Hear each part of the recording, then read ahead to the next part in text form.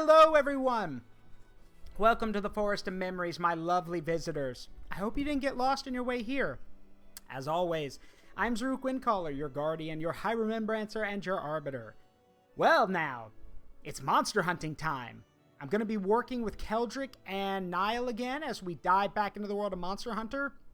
Sit back, make yourselves comfortable, and yeah, if you're new to Monster Hunter and you don't know much about it, well, you'll learn quick. Aside from that, though, I hope you've all had a great day, and I hope I can help you all relax and unwind a bit. So, yeah, let's get right into it. Remember, we have, down in the About section, we have the, the commands that you can use, or you can also type, so if you want to, what the social, for Twitter, it's !social. If you want to link to the VOD channel, it's !YouTube. And if you'd like to be part of our Discord, then it's !Discord. Thank you, Josiah. But with that, enough talk. We got work to do. Let's go. I return. Welcome back. Yeah. Welcome.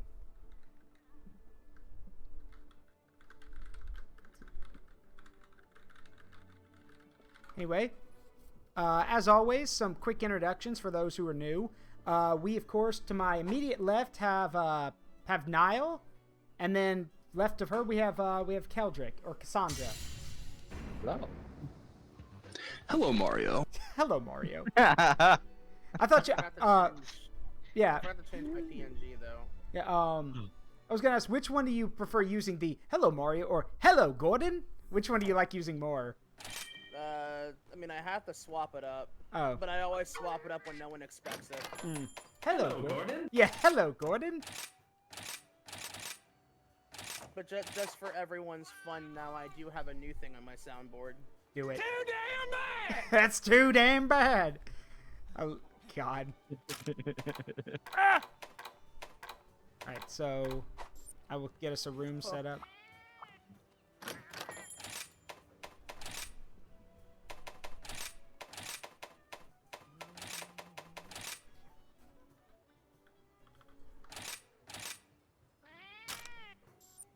Okay, y'all should be able to join the game now. The same as usual. Passcode's 1944. Oh, thanks, Thomas. It's Lunagoran armor.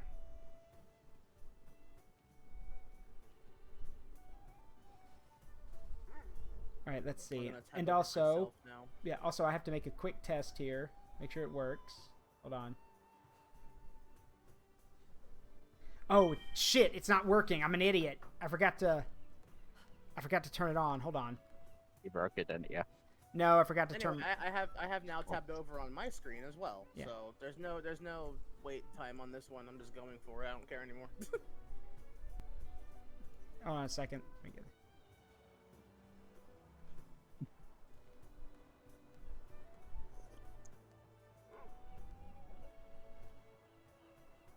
Nice Digimon. I mean, I do have a Digimon OC, but he's not ready yet. I'm working on him now.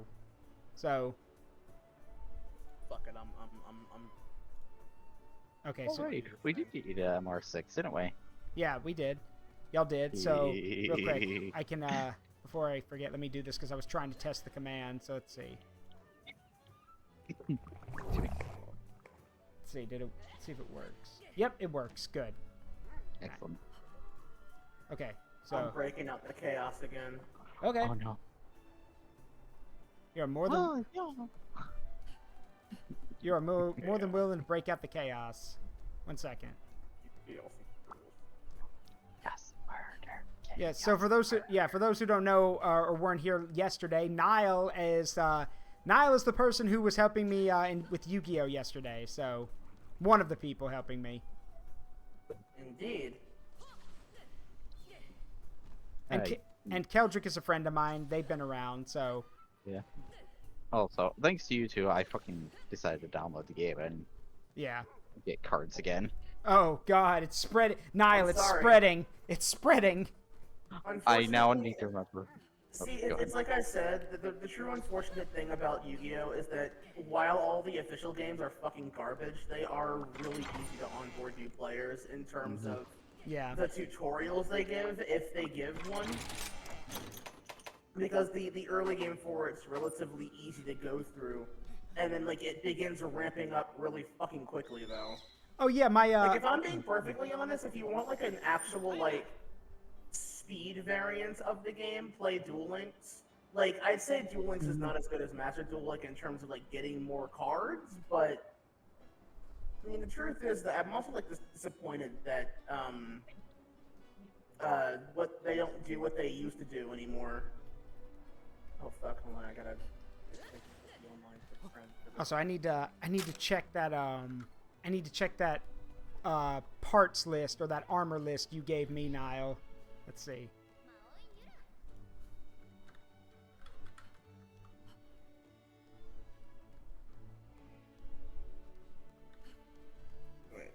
Let's see. There we go. I got it. You play longsword, yeah. Yeah, let's see. Lunagaron Helm, Pyrokadaki Mail, Regios Van Braces, Rathalos Coil X, Ingot Greaves X. Okay. So, got it. Alright. Well, that's the case. I guess now I need to go fight a Pyrokadaki, I guess.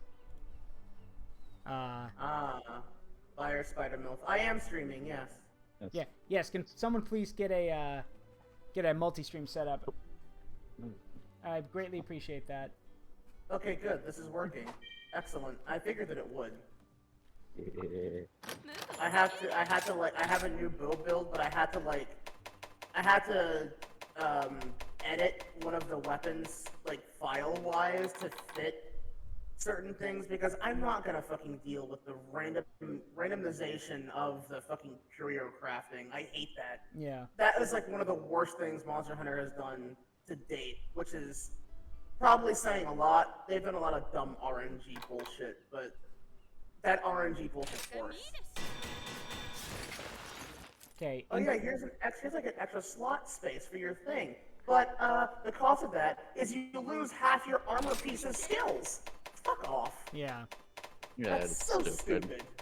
It really is. So I made the fine Kamara bow, Nice. like actually fucking viable. I gave it completely rapid ammo, like which is what I prefer to use, and I gave it 3-4 gem slots because there are weapons that have that in the game. So I figure, fuck it. Yeah. The bow I use, the bow I like. I made something that I like because the game doesn't give me what I like. Yeah. Yeah, that's fair. Okay, so I've got the Greaves, but we're gonna I have to go get the other stuff. So. What was that? I had to take off my headphones. I said I got the Greaves, but I'm gonna have to go get the rest of the stuff. Alright, so I have to go look at the list again, though. Oh, it's I think the best thing to start with would either be Regios, Pyrokadaki, or Rathalos. Those are the three. So. I say we do the spider one last. Okay. The spider one's more obnoxious to deal with, and I actually don't mind fighting Steve. Who? Steve. Who is Steve? Regios. Oh. Do I gotta tell that story again? Yes. So the story of Seregios is that was a pseudo flagship monster for MH4 Ultimate on the 3DS. Yeah. But when they were unveiling the footprint for the monster for like a teaser stream, they couldn't give the name away because they had just revealed the monster prior, so they decided to nickname it Steve in that moment. Oh, okay. And ever since then, that's what the fucking fan base calls him. It's either Steve or Pinecone, because it is a pine. He looks like a pinecone. Got it. All right. It's great. Let's see. I call him Stevie Kicks. Yeah. Yeah. You will learn why. No, I know why. I do too. Let's see. I did some stuff I don't think of it either. There he goes. 1,000 Scales of Dread. Yeah. Yeah. While I was testing out my new bow build last night, Yeah. I went to fight Shigaru. I carve a mantle from it, and then she gives me an extra mantle and a gem at the end of the quest. I'm like, oh, I guess it's fine. I showed my sister the luck that I was getting with using my bow build, and she's like, they're begging you to stop playing bow. And I'm like, no, never. Never.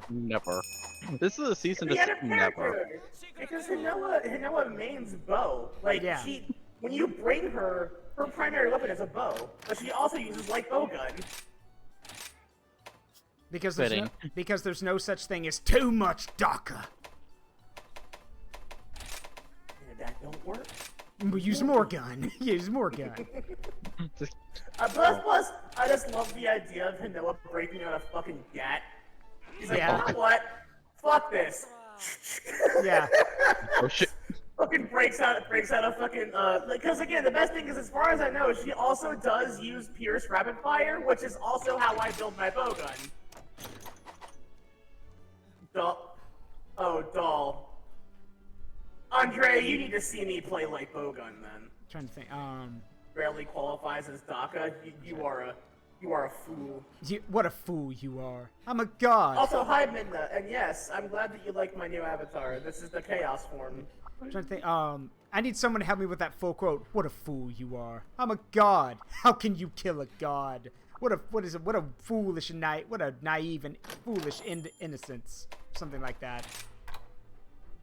I mean, the true way to kill a god is to kill everybody who believes in said god. Yeah, that's what the Emperor tried to do in 40K. That didn't work either. So. I was gonna. Well, the thing is it's like when you kill those who perceive the god as a god, they cease to be a god because no one else sees them. Like, there are two levels of how to be a god, right? Yeah. One is you actually have the power to claim yourself a god. Like, you can create things from nothing. The other is lesser beings perceive you as a god because you're just that potent or just that powerful. Yeah. Compared to them. So, like, Godzilla 2014 is considered a god to some ancient people because it was just that big. It was influential on the world around it, but it didn't really have the power to create as much as it had the power to break things. Yeah. Lore-wise, yes, I am a god, like, in both senses of the term. In a way. Alright. How can you kill a god loads God Slayer rounds? Alright, I'm ready to go. I had to get my my gathering palico here. Say hello to Origami, who is dressed in Rathian clothing. Did you fold it yourself? Yeah. No, she folded it herself. Oh, okay. I honestly should just fucking... I honestly should update my Palico and Palamute gears. I haven't done that since, what, title update 3 or 4? Oh, okay. The people in chat reminded me, I don't remember the name of the game. But there's this co-op multiplayer game out there where you're like on board a submarine fighting against eldritch horrors, and a dude made a Zaruk. Yeah. Yes. I want that fish. Oh. And in this game, there's a guy who was doing a video on it who made an amazingly edited scene where at the end of the battle, where they're taking on this eldritch being, they load a nuclear torpedo into their railgun to fire it at this thing, and it's using the it's using the final battle theme of Three Houses, like Nemesis's theme. So you hear that blaring over the loudspeakers while they're loading up the railgun to fight God. And I don't know, I wish I could show it to y'all. It's really good. And I wish I could remember the name of the game. It's part, how do I put this? It's part Subnautica, part Oxygen Not Included, and part, I guess what's that? Iron Lung. Was it 2D graphics? Oh, good Iron Lung. Was it 2D graphics? Kinda, sorta. I'm gonna say 2.5D, kind of like that old game Strike Force, like Strike Force Heroes.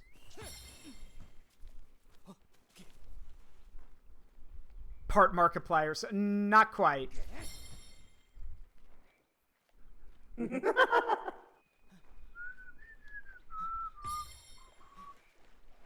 Yeah, it's Borrow Trauma. Thank you, Borrow Trauma. That's it. It's great. Neutral Chaos Gun. Yeah, I'm basically chaotic neutral. That's not incorrect. Hold on a minute, my fucking computer is being Chaotic fun. right now. Yeah, chaotic fun. Am I wrong though? No. No, not at all. That's pretty accurate. What's the fish for exactly? You're gonna find out eventually. Oh wait, which fish should we pick up again? The Oh. sushi fish. Oh. Oh. Shit, Oh, okay, God damn it. I remember. Oh god. Let's Hello, look so at it the kicks a lot. Settings. Hi. Yes, BB kicks. Hey. Hey, come here. I think I may have unintentionally brought Volvidon. That's alright. Oh, he's stuck in a hole! Get him! Beat him! Take his lunch money! Get his lunch money. Yes, Nick? What kind of question is that? Absolutely.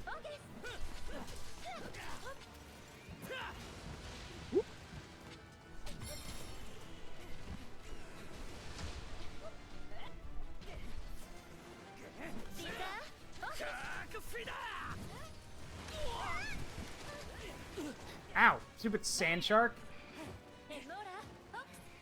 Oh, I appear to be bleeding. So there are two ways to heal that. Eat the sushi fish. Or squat. Or Squat. Do your Yeah, Slav squat. crouch. Yeah, do your Slav squat. crouch and don't move. Yeah, I know. I remember.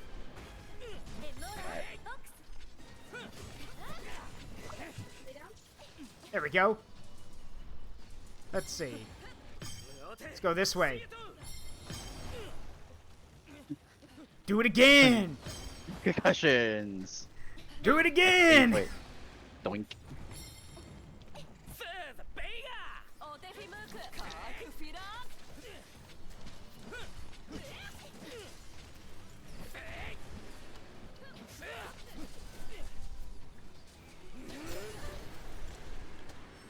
I'm gonna put it to sleep. Okay.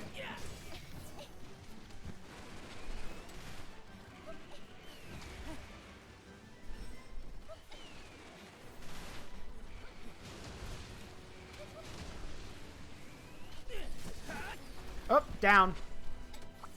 Thanks for that. Oh, it's Sleep. going to sleep, going to sleep, going to sleep. I do not have any bombs, so it's on y'all. I forgot to bring some.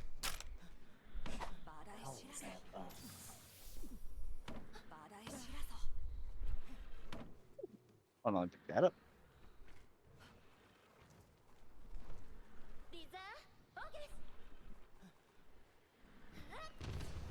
Nice.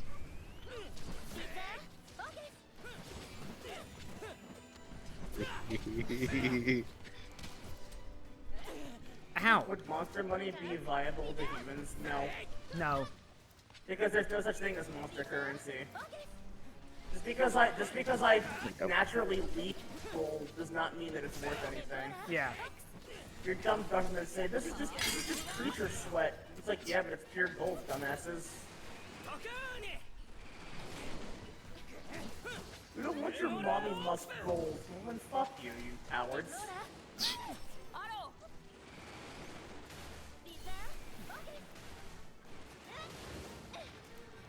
I kind of miss how in 4 Ultimate and then in Generations Ultimate it fired like a machine gun of scales rather than like a huge Oh, it one. still does that. Oh. It's just that we're not letting it do it. Okay. Because I thought it looks like now it only fires 1 scale. Well, they also have, like, nerfed a lot of the old monsters in some capacity. Yeah. Not nearly as bad as it did in World, but... Yeah. Oof. Ow. No, it's not Pineapple Dragon, it's Pinecone Dragon. Not Pineapple. Pinecone. Or, well, actually, no, it prefers to be called Steve. DG Kicks, the Angry Pinecone. Another part broken. Your tail is mine. Nice! You dropped a bomb from overhead. Yeah. Not very nice. Very worth. Much worth, much fun. We'll do again. Yeah, would do. Where you go? Where you going? Come back here. I want to drop another bomb on your head. Okay. Yeah, have y'all ever read the lore bit about how the rations are actually disgusting and no hunters only eat them because they have no other choice? Like they. No, that sounds like bullshit, though. No, in 3 Ultimate, it's just. Yeah, in 3 Ultimate, it's described as the rations are basically the last resort, and most hunters would prefer just to have, you know, cooked meat rather than the rations.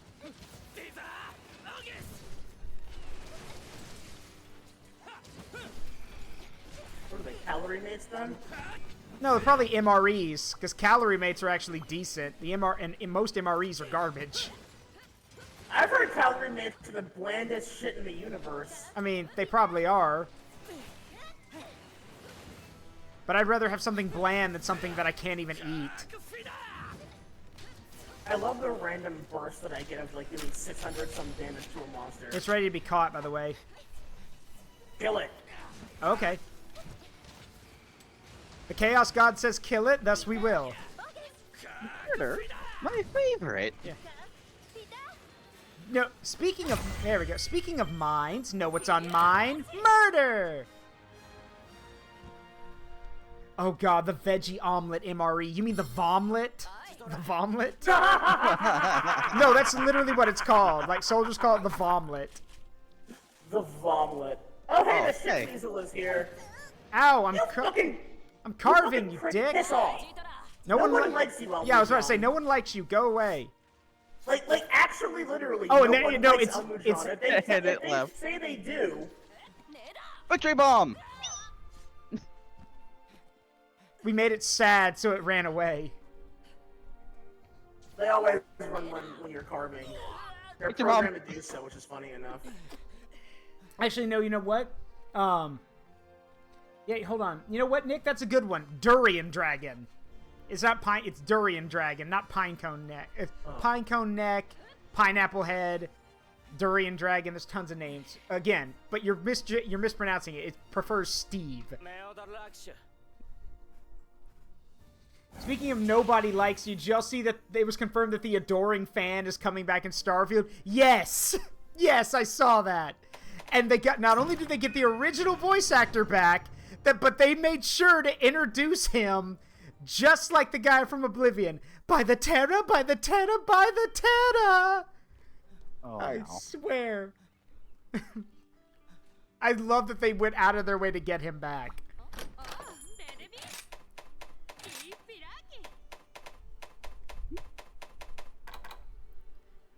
Oh, you've got to be...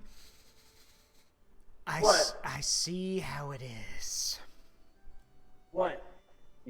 To make the Regios Vambraces, which I need for this thing you picked out for me. You need the mantle? No, I need the lens, which is the rarest drop.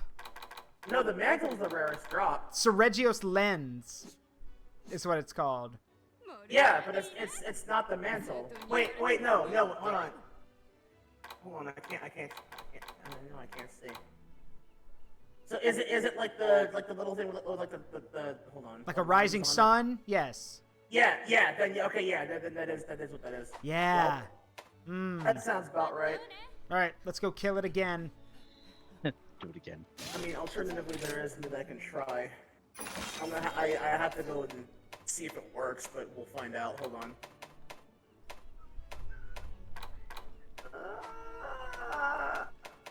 Yeah, I don't want to this time. Oh, that's how. I'm gonna type that in the URL bar. That's why.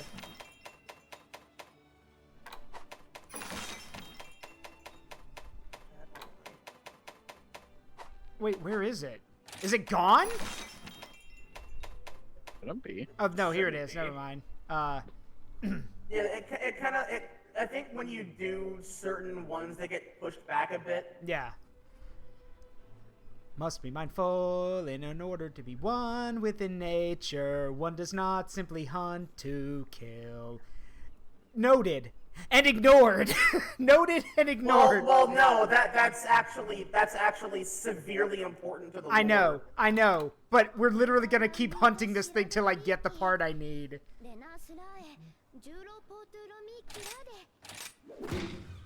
All the weird random backlore for Monster Hunter is kind of fantastic.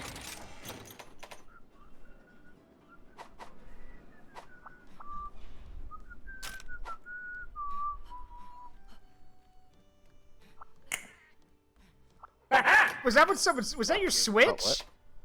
No, that was me smashing a bug in half. Oh, okay. Oh, it sounded like a switch. Yeah, it sounded like. Click. I think this calls for a little history lesson. Oh, a I still history. say that it's a really big fucking missed opportunity that they did not use that for every intro screen for every game that boots up. Yeah, I agree. Yeah. A history lesson about what? There's a lot of things. There's really not much one could tell about the history of this game. Yeah, there's not much to tell. Monster Hunter's been around since the PS2 days, so. Because the real thing about that is like the lore for the game is also never really truly considered consistent. Mm-hmm. If it is, because I think it was what? World was one of the first ones that began doing like a more cinematic narrative, and then Rise did that better. Yep. But like,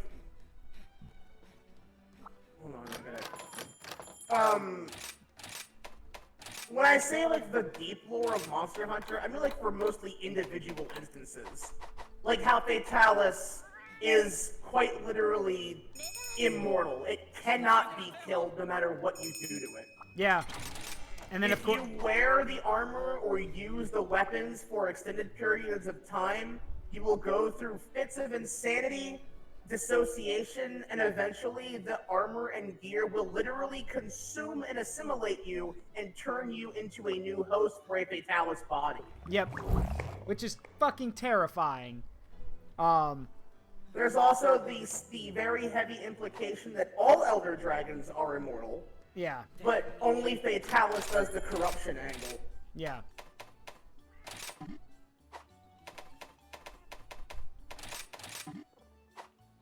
And then there's actually an in-lore reason why 4 is only on a hunt. Really? Yes, the reason was the Wyverian, who is named His Immenseness, because he is like one of the rare cases of Wyverian like elder life where they just become like King Yama sized. Yeah. And proportioned. To the point that he's gigantic and he runs the hunting guild essentially. Yeah. And I think it was his niece. I can never remember if it was his niece or his daughter who went on a hunt to Lao Shan Long, and she didn't come back. She died on that hunt. There were 5 people on that hunt. So ever since, he was very insistent in saying 4 people only, no more, otherwise someone's gonna die. Got it. And after this, that used to extend to Palico as well, but now we have Palamute, so that's kind of relevant now. Yeah, and there's a famous art picture that someone did fan art of it. After this hunt, I'll pull it up about what Fatalis corruption looks like. But it literally has like a guy slaying Fatalis and then wielding the armor and weapons, and slowly but surely you see him like wandering around dragging the greatsword behind him. Like you can see black blood dripping out of him as he's walking everywhere. Like he's literally corrupted by the armor. And the weapon. I actually remember I saw a mostly wordless dojin that someone had done, not dojin, like a comic that someone had done, where it was 2 hunters. It was one dude and one lady wearing Kirin armor, but utilizing one of the Fatalis weapons. They kill a white Fatalis, and immediately afterward, the weapon that the Kirin girl was using literally consumes her body as her head is swallowed by the neck and maw of the Fatalis that grows around her. Ugh, nasty. And then, through some miracle, she literally fights it, claws her way out of the thing's hand, and continues to kill it again. Nice. Really cool comic, but it's like, yeah, Monster Hunter Deep Lore is pretty fucked up in some places. Again, that's just... Why can't the games do that? Because Capcom is cowards. Yeah. Again, that's humanity in general. Humanity holds on with one hand and can pull itself up with both hands, or hold on a little bit longer, but chooses to hold on with one hand and uses that free hand to punch whatever's attacking it. I mean, like, for fuck's sake, Capcom can't, like, for the longest time, there was that equal dragon weapon thing. Yeah. That's been nuked from the canon forever. Capcom has outright said that's no longer canon. Cowards! They are cowards, because there was, like, a lot of really cool ideas where, like, that could be a fight. Like, through the entire course of the game, you'll find that, like, the things you kill, their corpses start vanishing, or... you just begin finding more of them dead. Are you sure this is not what me and Amina described? Or the equal dragon weapon? Yeah, no. The concept we had where you could base the equal dragon weapon around a game around equal dragon weapon. Well, yeah. You weren't the only one that had that idea. Oh, okay. If I recall, I believe that the Pro vs. Noob guys also were talking about something very similar. Yeah. Where the whole point was that, like, throughout the course of the game, you would find, like, things dead. Yeah. And eventually you come to the conclusion, oh wait, this thing's back and alive. But it's like, that's also just simply too much for Monster Hunter. Like, yeah. To the point that it's like, there's no way you could really do that, because it was meant to be more powerful than the thing that wiped out, than the game's in-universe Godzilla equivalent, yeah. which is Fatalis. And not to mention the fact that it sounds more like a Dark Souls boss than it does a Monster Hunter. Oh, it's asleep! It's asleep!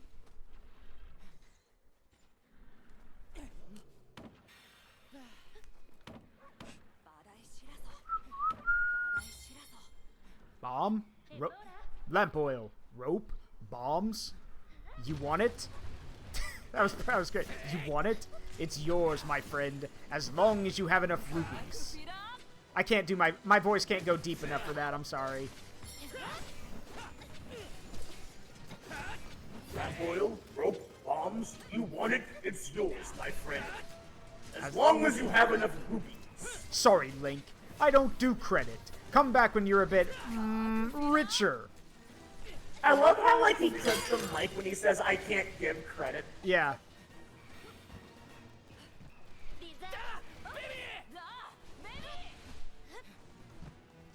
Being awfully quiet, Keldric. I had to mute my mic for a second.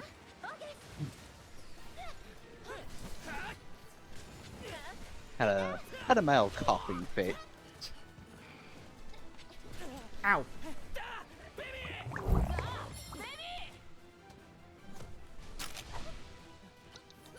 Hey Meeps, how you doing? And yes, in the CDI games they call them rubies, not rupees. They're rupees. That's how they've always been said. That's probably a translation. Bigger. Probably. I mean, well, to be perfectly honest, the names for things in Zelda games have always been really stupid. Like, Peace, why are they called that? They're bats. Just call them bats. I think it's because of the sound they're supposed to make in Japan. Like key. Well, yeah. If that's true, then that makes sense.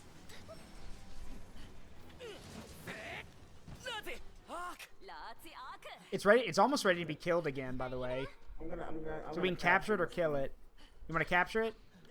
Yeah. Okay. Because technically speaking, you do have a better chance of. Yep. Wait, Zaruk, you have a Palico with you, right? Yes, I do. Is it gathering type? Yes, it is. Okay. Oh, do I not have trank bombs? Oh. I do. We're good. I always carry a full set. Oh, hi, Bob. Hi, Bob. Oh, hi, Bob. Oh, hi, Mark. See, that's another funny one. There's a reason. The reason why we call Blood Orange Bishatin Bob is because that's what his name. It's what his name abbreviates to. B-O-B. Also, because you said I'm gonna say here, Mark. Ew. Ew.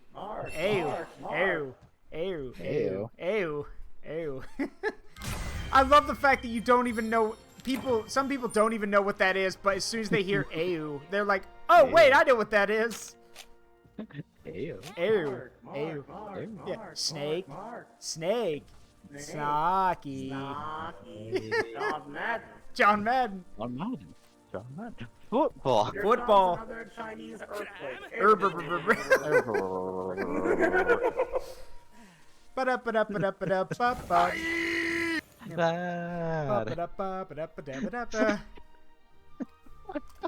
That was Mario 2 music, right? Hey, I got a mantle! I got a lens! I got Every Surface, time! Carver Plus, Impaler Plus, Tough Claw. I gotta see if that's been updated at all, because like, now I'm gonna get a little annoyed by I'm just gonna angrily eat my pretzels over here, so. Just angrily crunching on them. Yeah. anger pretzels. Anger pretzel. Wait, does this mean he's an angry pretzel?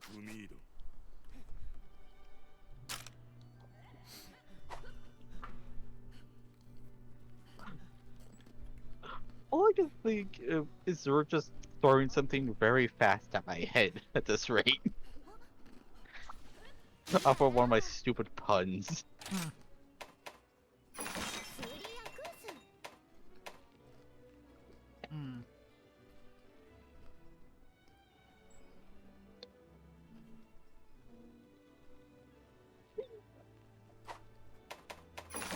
Have I? That's weird. Have I not followed Rathalos at Master Rank? Huh. That's weird. Is he even on here? Wait, who? Rathalos. Could be. This is MR6, right? Yeah. No, I'm looking at what? Yeah, I'm looking at 6.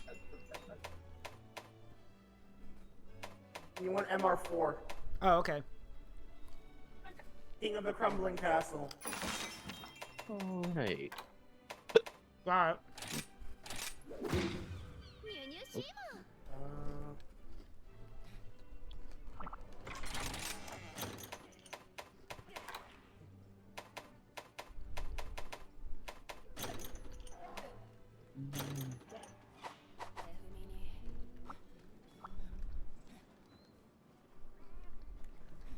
Hey, Gun Sage, what's up?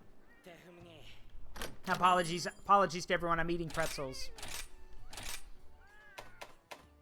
I've gotten into something recently where it's pretzels that are filled with peanut butter. Yes, those the nuggets. They're called nuggets. Yeah, they're great.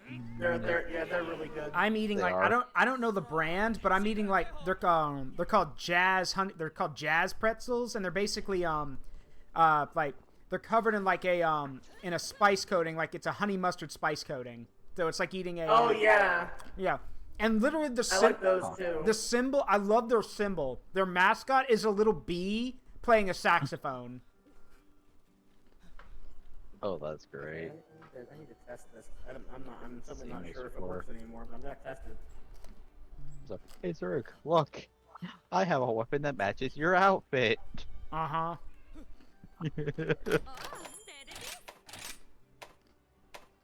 Well, let's have fun shoes.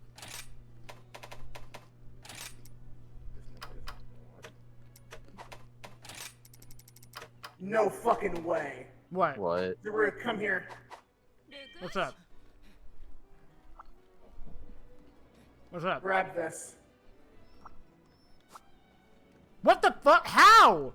What did you do? I have a mod that lets me do that.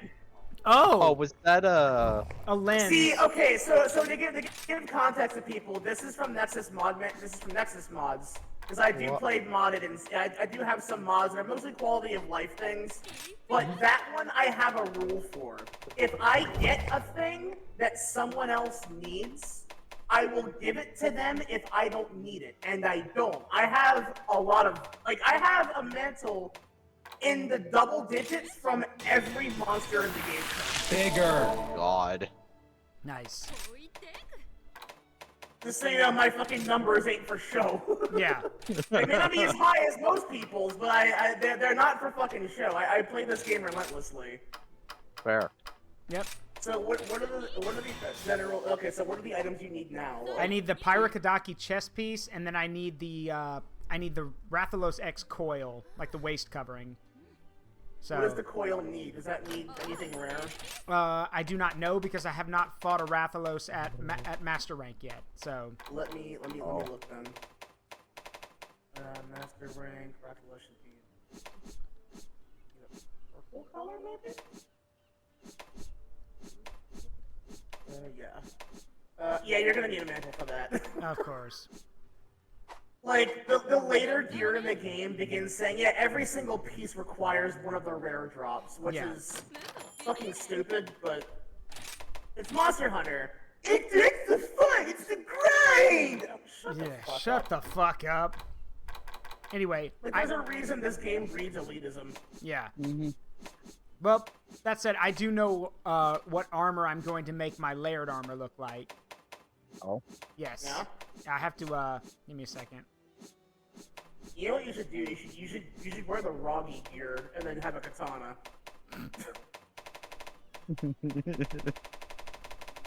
I'm not kidding, by the way. You should totally do that. If you want to be a confused weeb, then do it. The Roggy armor? Yeah. All right, hold on. The Roggy armor, and you'll immediately see why I say that. Weeb? Idle Lizard in my chat said something really funny. She says, Moonbase Alpha, the Western Vocaloids. Yes, it is! Yeah? Yeah. It's not wrong, and I hate it. Alright, so I have, Love it. I can't find Roggy armor in here. Izuchi, Baggy, Kuluyaku, Arzuros, Lagombi. Have you not found a Roggy yet? I guess not. Oh well. Check, you know what? Under the layer, well, in Forge Armor, try high rank or low rank, because you do fight them there as well, I believe. Let's see. Like, you're kind of supposed to, I think, at that point. Yeah, I've got Roggy armor in here at low rank. Yeah, try, cause they all look the same, Yeah. so wear it. Like preview it, you'll see what I mean. Yeah, a cowboy. I become exactly. a cowboy. I become a very... cowboy with a katana. Yeah. Or alternatively, Uh-huh. look at the Roggy dual blades. Are they guns? Just look at the Roggy dual blades. Alright, hold on. Let me see. They're guns!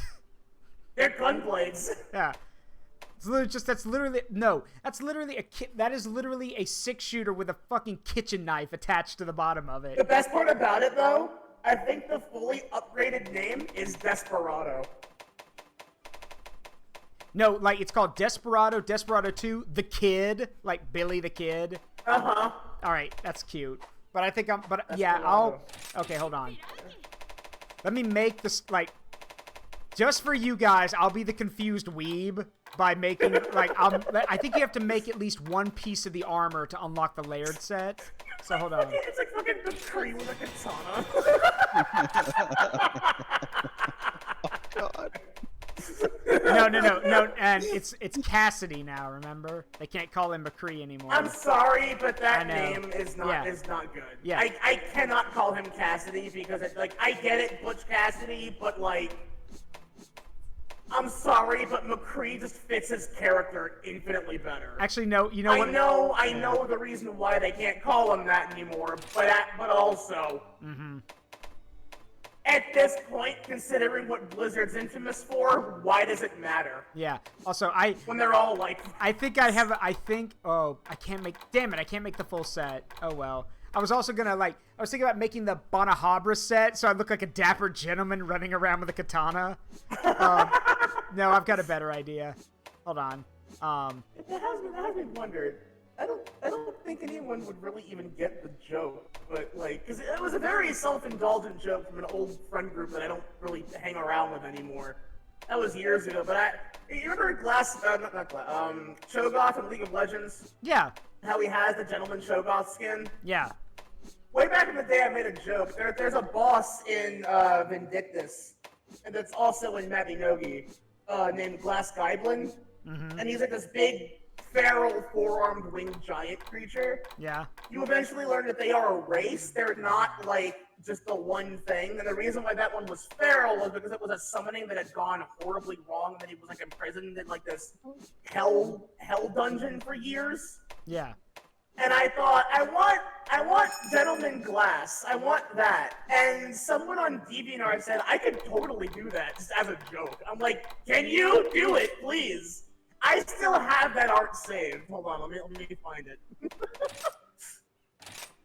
It's like, it comes off as like a Grey Poupon Dijon mustard advert for some fucking reason. Hold on, I gotta find it. It's one of my favorite pieces of fan art that someone had done ever, and it was because of me, which is like that gives me some pride. But like, should it though? Because it makes no sense. No one would get the fucking joke, but I don't care. Okay, so I'm one piece short, but I've decided to wear this layered armor instead. Oh, that's great. I'm thinking of one card short. I need 4 more outfit voucher pluses, Right, so I can make a picture there, thing. chat. I'm gonna put this picture. Please put it in non-speakers. I am, yeah. And then I'll show it to everyone. We can all look at I have it on my screen too. Like, again, it will not make any sense to anyone outside of that context. It's alright. But Oh my god. Alright, hang on. So remind me. It's amazing! Okay, remind me again who this is while I'm posting the picture. That is Glass Guyblaine from the MamaNile games. In MamaNile, he's kind of the same gimmick as he was in Vindictus, but Vindictus is a cooler fight. Because Vindictus is actually combat-based, and MamaNile is, like, basically Slice of Life, the MMO. So it's like... But, like, this is genuinely fucking hilarious to me, because Grey I Poupon fucking Dijon absolutely mustard. love it. Yeah, it's like, I don't know, like, they took a liberty with that, because I'm like, yeah, this is mistaken funny. And it's like...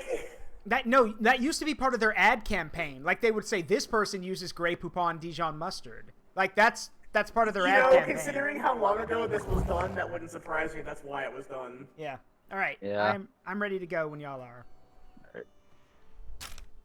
I fucking absolutely fucking love that joke, though. It doesn't make any sense to anyone outside that friend group, which is kind of sad because I don't hang around anymore. Oh. That was literally well over a decade ago, actually. That was like 2012 maybe. All right, give me Probably 1 second. earlier than that. It might have been 2011 actually. Give me 1 second. There's something I wanted to check real quick. Okay, yeah. All right, let's roll.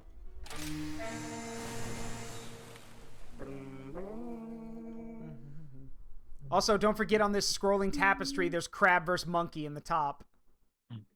All right, there is. Yeah. Monkey. Monkey. Crab always wins. There's not a creature on the planet that wins against crab. Reject reality. Return to crab. All things return to crab eventually. All we do is speed their arrival. Convergent evolution. That's a funny way of saying this. Third impact. Third impact. Third impact is a giant crab shell. Oh god. So fun fact. It starts with a giant hermit crab. Okay, so fun fact. So there's a joke going. There's a joke going around now. Penny Parker in the new Spider-Verse movie is really depressing looking and like doesn't talk as much anymore. And people are saying, "Wait, what happened to her between both movies?" And someone said, "Third impact happened. That's why she's so depressed." There's even art of her doing like the Shinji pose in the chair, like. And it's so bad. I'm like, as someone who slogged through all of Neon Genesis Evangelion, you have no right to hurt her like this. Please stop. The only Evangelion content that I partake in is that Dojin set done by Kawaraya Ata, who makes Asuka and Rei like gay lover waifus, and they are very Go on. They have nips and they're cute. They're cute and gay. I'm not gonna lie though, that Dojin said is actually incredibly fucking cute, and like, I like how that artist will do, like, well, yeah, they do porn, but the level of affection and endearment in it is like really next level. And it doesn't matter every time I hear someone say, "Oh, they do porn," yeah, like a lot of comic artists nowadays and other artists. No, it's just this their specific niche they fill. Yeah. I'd say the 2 tags, but I don't know. Yeah. I don't know what it's. As of now, I'm also streaming, but yeah. As of now, I don't like. I watched Neon Genesis Evangelion back in college, and now. Anja, really? Yeah. The thing, only thing I remember about it now, or know about it now, is that in the Super Robot Wars games, it's hilarious to see Shinji actually get motivated by like people from Gundam. Or Get a Robo and all like these crazy series in Japanese history. Like literally have you seen the Shin Conlon movie? Yeah. But like no joke, there's Shinji pilots a train version of his mech and fights and helps fight Godzilla. Yeah. Hey Fuyumi, what's up?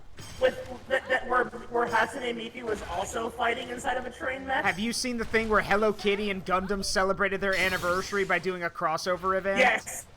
Yeah, I have. And like Amaru's running away from her, terrified. Because nothing works. What are you? I just want to be friends. Well, no, like Keldric. That is way funnier than like Keldric, Amuro fires his beam rifle at Hello Kitty's like mech suit, and nothing happens to it. So like he runs away and like he's like, what? Like she said, he goes, what are you? And she's like, I just want to be friends. Why are you running away?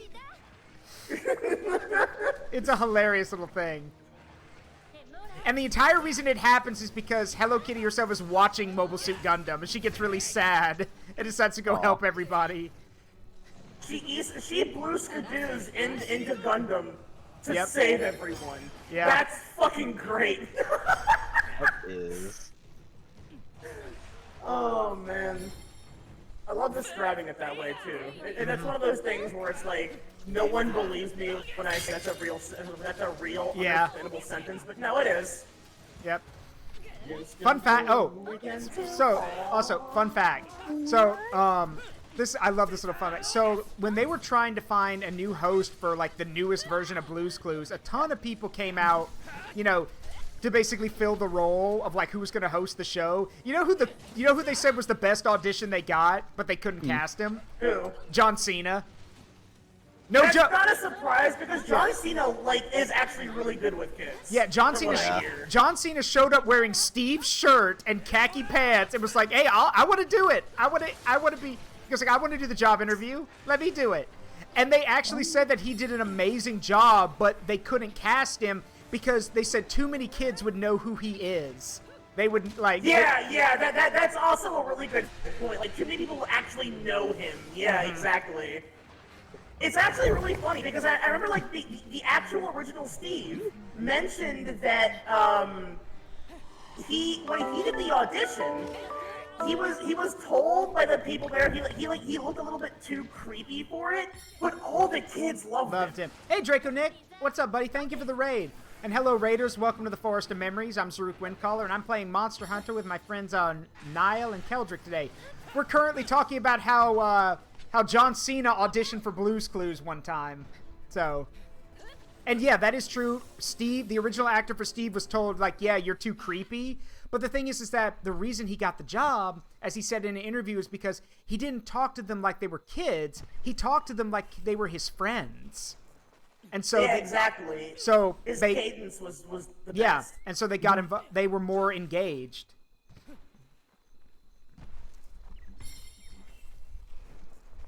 And I think I remember reading somewhere that when Joe was cast, like the second guy, I believe Steve's actor was the one who actually recommended him for the position.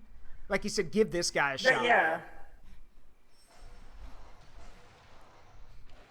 And then of course, as one of my friends, like when it wasn't supposed to come out, but Nickelodeon decided to leak it so people would get excited for it. When they showed the first episode with the third host, they made sure to have a cameo by Joe and Steve. And and the craziest thing about it was actually having Steve's actor get face to face with the camera and be like, "Hey, can I talk to my friend out there?" Like, and his actor's actually gone on like numerous interviews and like stuff all over YouTube, being like, he goes like, and mentions, he goes like, look at us. He goes like, we're all grown up now. He goes like, we were kids. Now some of you have kids. We went to school. Now we have taxes. Ugh. Like he goes like, ugh. Yeah, I love Steve. Like, he's actually such a genuinely great guy. Mm-hmm. And the crazy thing is like, I told my brother about that, and he's like, wait. What is Steve doing now? I'm like, he's a detective. He runs a detective agency. Oh, that's amazing. That's actually awesome. Yeah, like, it is. Of all the things for him to have become, like, that's like way too on point. Sleep. Damn it. Wait, it can be caught, though, so... And then, so, yeah, Steve works at a detective agency, and Joe works at a present store. Which is a reference, I think, to the old show. I don't remember. Thank you, Abster. You enjoyed the lurk, bud. Is there cold still? No.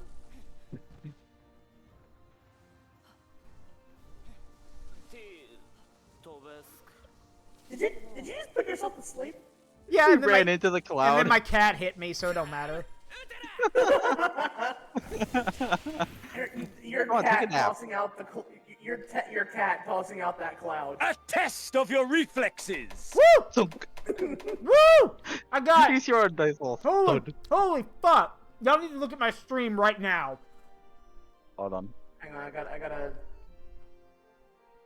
go back to the video itself. Thank you, Desire Sensor. I hate you. I hate you, Two but of but I also love you. Oh, you got 2 mantles? Yeah. Nice. Fucking awesome. Yeah.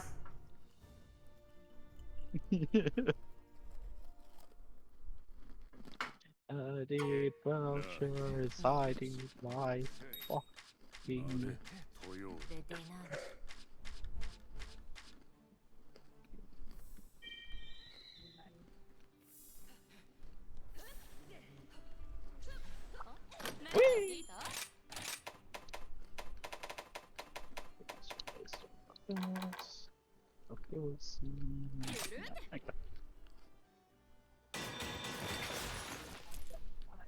Okay.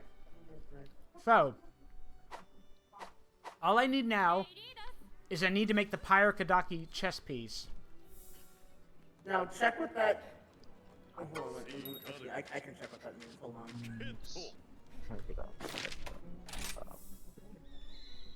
That's the wrong person.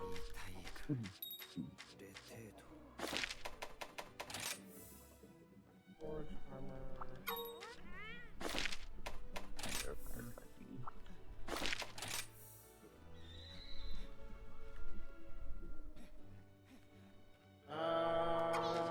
Pyrakadaki's fight. Okay, so most of those you should be easy enough to get. Okay. Monster Hunter is probably going to be the hardest one to get, if only because I forget how to get that. Hold on. I don't think you... Ooh, who wants to go fight a Matsu? You need to do that now. Oh, okay. Zaruk, you are not ready for that. Oh, come on, Niall. I actually mean that. You do not have the gear for that yet. I know he doesn't. But Niall, don't let his memes That be bitch one-tapped me twice in a row. I'm aware, I've seen. Okay, well, I've at least unlocked the quest, so... But his memes... Wait, is it an event quest for you? Uh-huh. Okay, oh wow, they have an event quest, a Matsu fight. That's... No. Huh. Urgent quest. Urgent quest. Oh. How do you have that already? You're not even done the story yet. Well, he did fight the big whatchamacallit. I don't remember the fucking name of it. Oh god, is it one of those retroactive things where it's like, oh, once you fight guys in Norm, you should be able to do this now? It's like, what the fuck? It unlocks at MR6. Yeah, I have so M6 store. so to let you know, I have 5 urgent quests right now. There's Anomaly 1, which is Arzuros research. There's Raining Fire, which is hunt seething bagel. What sleeps in the tower, which is Flaming Espinas. Falling into Chaos, which is the chaotic Gormagala, and then the sun will rise again, which is Amatsu. Yeah. That's funny because that's not the Amatsu quest name. The actual urgent quest is not. That's not what it's called. I have an Amatsu that's called the sun will rise again in my urgents. Yeah. Also, clashing sort of urgent quests. Well, they don't turn to. They turn to normal quests after you complete them as. Oh, and now Velkhana too. Ugh. Clashing Swords upon the Rhyme, Slay of Velkhana. Yep. Okay, well, you know what? At that point, now that you have all that shit active, I guess you gotta go do those now. Oh, well, let's... Me out here fucking have to wait months for the updates. Yeah, I know, right? Can we just go fight a Pyre-Kadaki first, so I can get the armor? Well, like I said, Zaruk, by this point, you might as well just get the fucking gear from them, because every build now that's currently on par with everything else is built from them. Mm. Let me actually go look now, because I didn't see the actual current build for Longsword. So, or Nautilus was so good to do. I don't remember. I mean, at this point, I'm not even sure. Let's just unless you're intending to do like augmentation, I don't know. But I do know that like the final upgrade for some weapons and gear, they do require anomaly items, which fucking sucks. As do some gems. So. Well, with that being the case, let's just go fight Pyre-Kadaki. Don't bother me none. Because either way, you haven't fought everything on the lists yet, which is... Yeah. Also, there's a Velstrax in my chat. Oh, Valstrax. I'm coming for your head next, Valstrax! Okay, they do change. I guess I never noticed that they changed the names of the quests, but... That's... It's dumb, I know. Also, okay... Archfiend armor? Holy shit! Like, if you ever wanted to cosplay as an Eldritch Abomination, this is how you do it. Yeah, that's Geismaborn stuff. The Demon Mole. Yeah.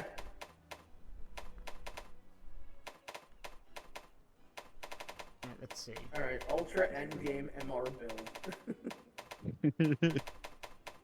We're in the end game. We're in the end game now.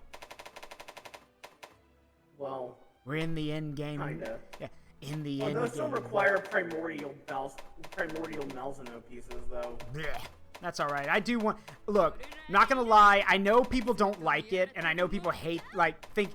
Again, I've joked before. I'm like, oh yeah, primordial Malzeno is just a Malzeno that decided to take care of itself and actually hydrate. But I'm gonna be perfectly honest with you. That fight's fucking disappointing. Like, it's just Malzeno again. I know. It's got maybe one extra attack, and it's like, this is a pathetic attempt to, like, I'm gonna be perfectly honest.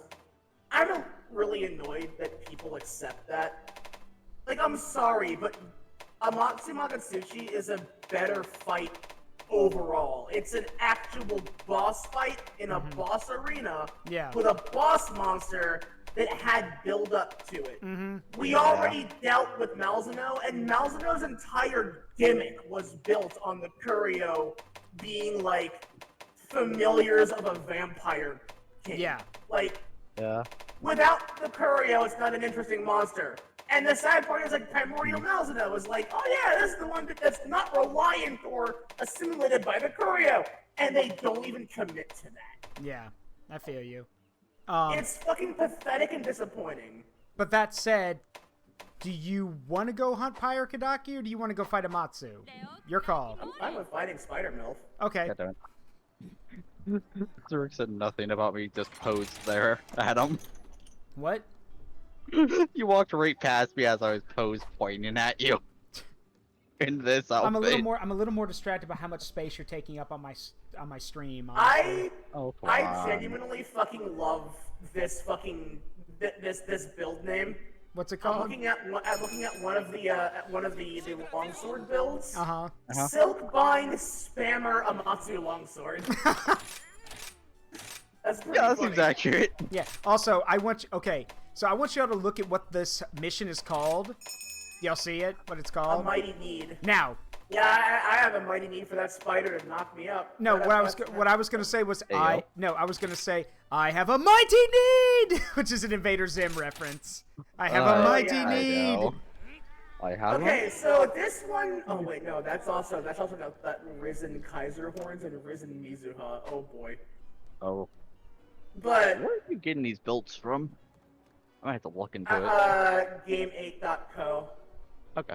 I look up like damn Keldric. Weapon name. Damn Keldric, look at them thighs under your armor. Sheesh. That is what's that quote? What's that character? Someone remind me, because I don't watch the show. What's that pink-haired character from Ruby who with the hammer? What's her name?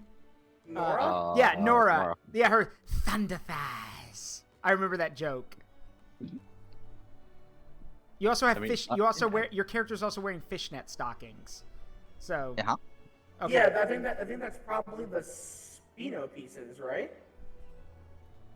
If it's fishnet, that's what I assume it is. That or it's Nargacuga.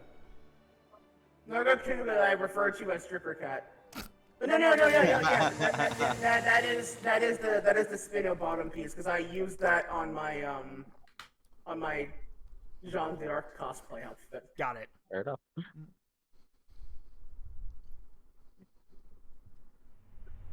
I was like, come on, Zaruk, I'm not that big. Okay.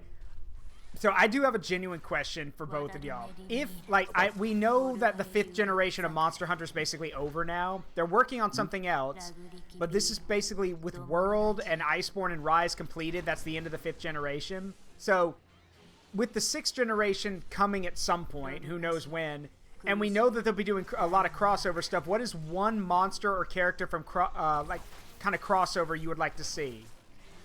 I'm probably gonna get flamed for this, considering how much I hate the Monster Hunter movie. Okay. Make Gear Rex a real thing. Gear? You mean from Metal? Yeah, from Peace Walker?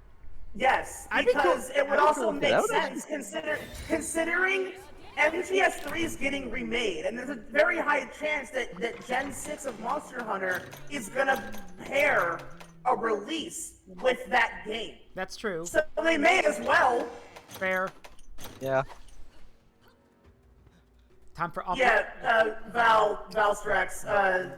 Gearrex was a Peace Walker exclusive special boss fight in MGS Peace Walker on the PSP or PS Vita? PSP. I don't recall. And it essentially played like a Monster Hunter fight, kinda, but you would have like Velocidrome barking at you the whole time. And you fought Rathalos, Tigrex, and Velocidrome, I think. Yeah, and then Gearrex was the final boss. Mm-hmm. And Gearrex is basically a living version of Metal Gear Rex. Yes, it's really fucking cool. It's a neat looking monster, and I'd love to have that in an actual Monster Hunter game. But we're never gonna get that because the licensing requirements for that are probably bullshit. Also, that was probably Kojima's idea. Probably. Hey, look, I'm just glad that because remind me again, neither did Iceborne make a reference to the Monster Hunter movie, or did they say no, this movie's shit? We're not even. No, they did. There was straight up a hunt in the game where you play as Mila Jovovich, who can't act for shit. Yeah. In that quest to hunt, I think, a Diablos. Of course. I think it's Diablos. I honestly forget what monster it was. And I never did that fight, because fuck that movie. Yeah, the movie... I want to remind people, the reason why that movie exists the way that it does is because that dipshit director saw the crossover from Peace Walker and said, yeah, we can do this. Yeah. Fuck that guy. I hate him. I want him dead. It's the also same guy who did the Resident Evil stuff too. So yeah, I mean, and he had the gall to openly say in interviews, yeah, Melissa, because remember he's married to Melissa Jovovich. They're married. yeah, and she's also like with the guy. Yeah. So, like she began complaining that everybody was berating her and her dumbass husband for making a shit movie. You're a chance, guy. You haven't even seen it yet. We know it's going to be terrible because your husband can't make movies. Yeah. He can't commit to the source material. Yeah, and it's also really bad because he said, like, he goes like, Melissa and I are both Monster Hunter fans. We've played all the games. I'm like, bullshit. I was like, bullshit, you touched that. Bullshit, you, like, because, like, and, like, apparently Capcom bought that because they were like, okay, well, if that's the case, then Jovovich can pick whatever weapon she wants to use for the movie. And she picked the twin swords, and I'm like, but, okay. Of course she would, because that's also like, as someone who played dual blades, I think for one of the first weapon types I played in the game back when I first started, yeah, that is a starter weapon. Oh, not dual blades. Because dual blades are fast, you can dodge quick, and have pretty good attack speed. Oh yeah, and Andrea's right. He's also they're a safe choice. Yeah, and Andrea's correct. He's also responsible for several on-set deaths. Like, yeah, he's. Are you serious? Yeah, he's responsible for that too. Tell him, Andrea. Yeah, that's true. That is very true. They keep giving their movies to him. Because he's the. Well, here's the thing. You want to know the funny part? He wasn't their. Capcom. He was not their first choice. Because okay, so here's the deal. When he first pitched the idea, for a Monster Hunter movie, Capcom basically told him, "Fuck off." Like, openly told him, fuck off. Your Resident Evil movies are garbage. People hate the series now. Like, your name has basically besmirched the movies. We're not interested. Like, because Capcom had been looking for someone to make a Monster Hunter movie. And he was like, oh, I'll do it. And they were like, absolutely not. And they looked, everywhere else. They went to, for example, they went to J.J. Abrams. J.J. said he didn't know enough about the source material, so he couldn't do it. I mean, I respect his honesty on that, yeah. Yeah, he was like, I don't know enough about it. I can't do it. They went to other directors who said they were too busy. Some other actors said they thought, I don't remember who it was. One director said he thought the world looked boring and he wasn't interested. They basically went around and eventually, like, as time dragged on, the executives at Capcom were like, we can't find anybody. Like, people are either too busy or they don't want to do it. And it came down to, you know, the fuckhead who was still standing there like, I'll do it. And they're like, But they shouldn't have taken it. Yeah, I know. Like, the fact that, like, the sad thing is, like, yeah, we could totally put one out, but they shouldn't have done it then. Plus, we have the Netflix one anyway, and it's really fucking good from what I hear. Yeah. I haven't seen it yet. And it's based on a monster that gets no play in anything ever. Which one? Lunastra. Oh, yeah. The forgotten wife of Teostra, who is also a much more interesting monster than Teostra. Yeah. Sorry, Leo, but it's true. No, I'm pretty sure Leo would agree with you. Like, Teostra's kind of a bitch to Oh, okay, fuck. Hold on. Before you do that, let me read what Andrea said. He's done things that were unsafe, having things changed without the stunt actors knowing. There have been decapitations on set thanks to him doing things like that. I have never heard this. I think I would have heard this, but now I'm very curious to look into it. Morbid curiosity. Like, I think at this point, like, can't you, like, get, like, this point you'd think people would be like, yeah, no, don't get him any more movies if he's gonna get people killed. Okay, having one accidental death is one thing. Having multiple, and he's kind of known in the industry for it, yeah, he shouldn't have a job anymore. Neither should his dumb wife who can't act. I'm sorry, I don't like Mia Jovovich. No, it's cool. Like, she was she was passable in the first Ari movie, and then everything after that is like, nah, I don't want to see her anymore. It's like someone... The only reason why I tolerated the second one was because my boy Oded Fur was in it. Yeah, and you know what? I heard someone put it best. The moment you hear her say, my name is Alice, this is my story, that's basically her saying, yeah, this is not a Resident Evil movie, this is my movie, fuck off. Like, which I was like, yeah, no, that's true. This ain't a Resident Evil movie anymore. She's a fucking, I can't believe she's a fucking reverse cup. It's wild.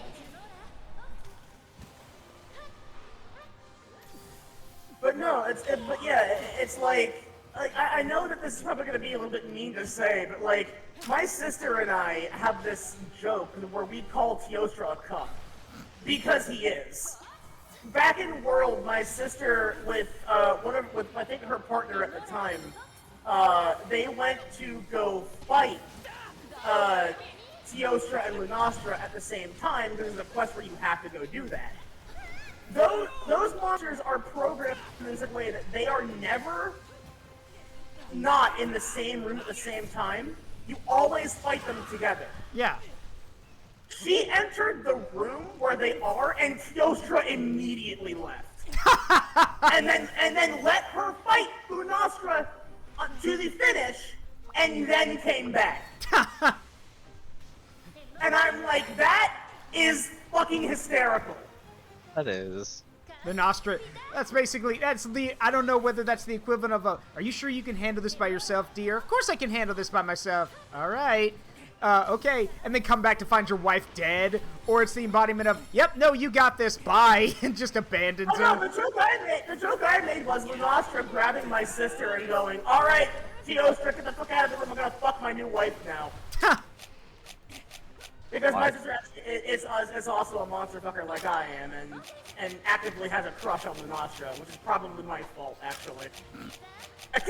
I kind of sort of got her into some of the Monster Hunter monsters in that capacity, so I will take full blame for that. Yeah, and Andrea makes another good point. We don't know if Jovovich can act because it's her fucking husband that keeps writing the script and the direction. That's also true. Also, fun fact, the scene in one of the Resident Evil movies where we see all the clone Alices in the tanks, waiting to be activated for testing. Yeah, no, he insisted on that scene because I guess he wanted to see his wife naked. Maybe he never gets the chance to do that in real life, so he can only get it done in the movies. That's actually shit. That's actually really sad. That's not even a relationship at that point. But yeah, I got something for that. But I don't know. That was probably not the yeah, best yeah. shot. I probably have something better on my soundboard, but that's fine. Is there a fat magma butt?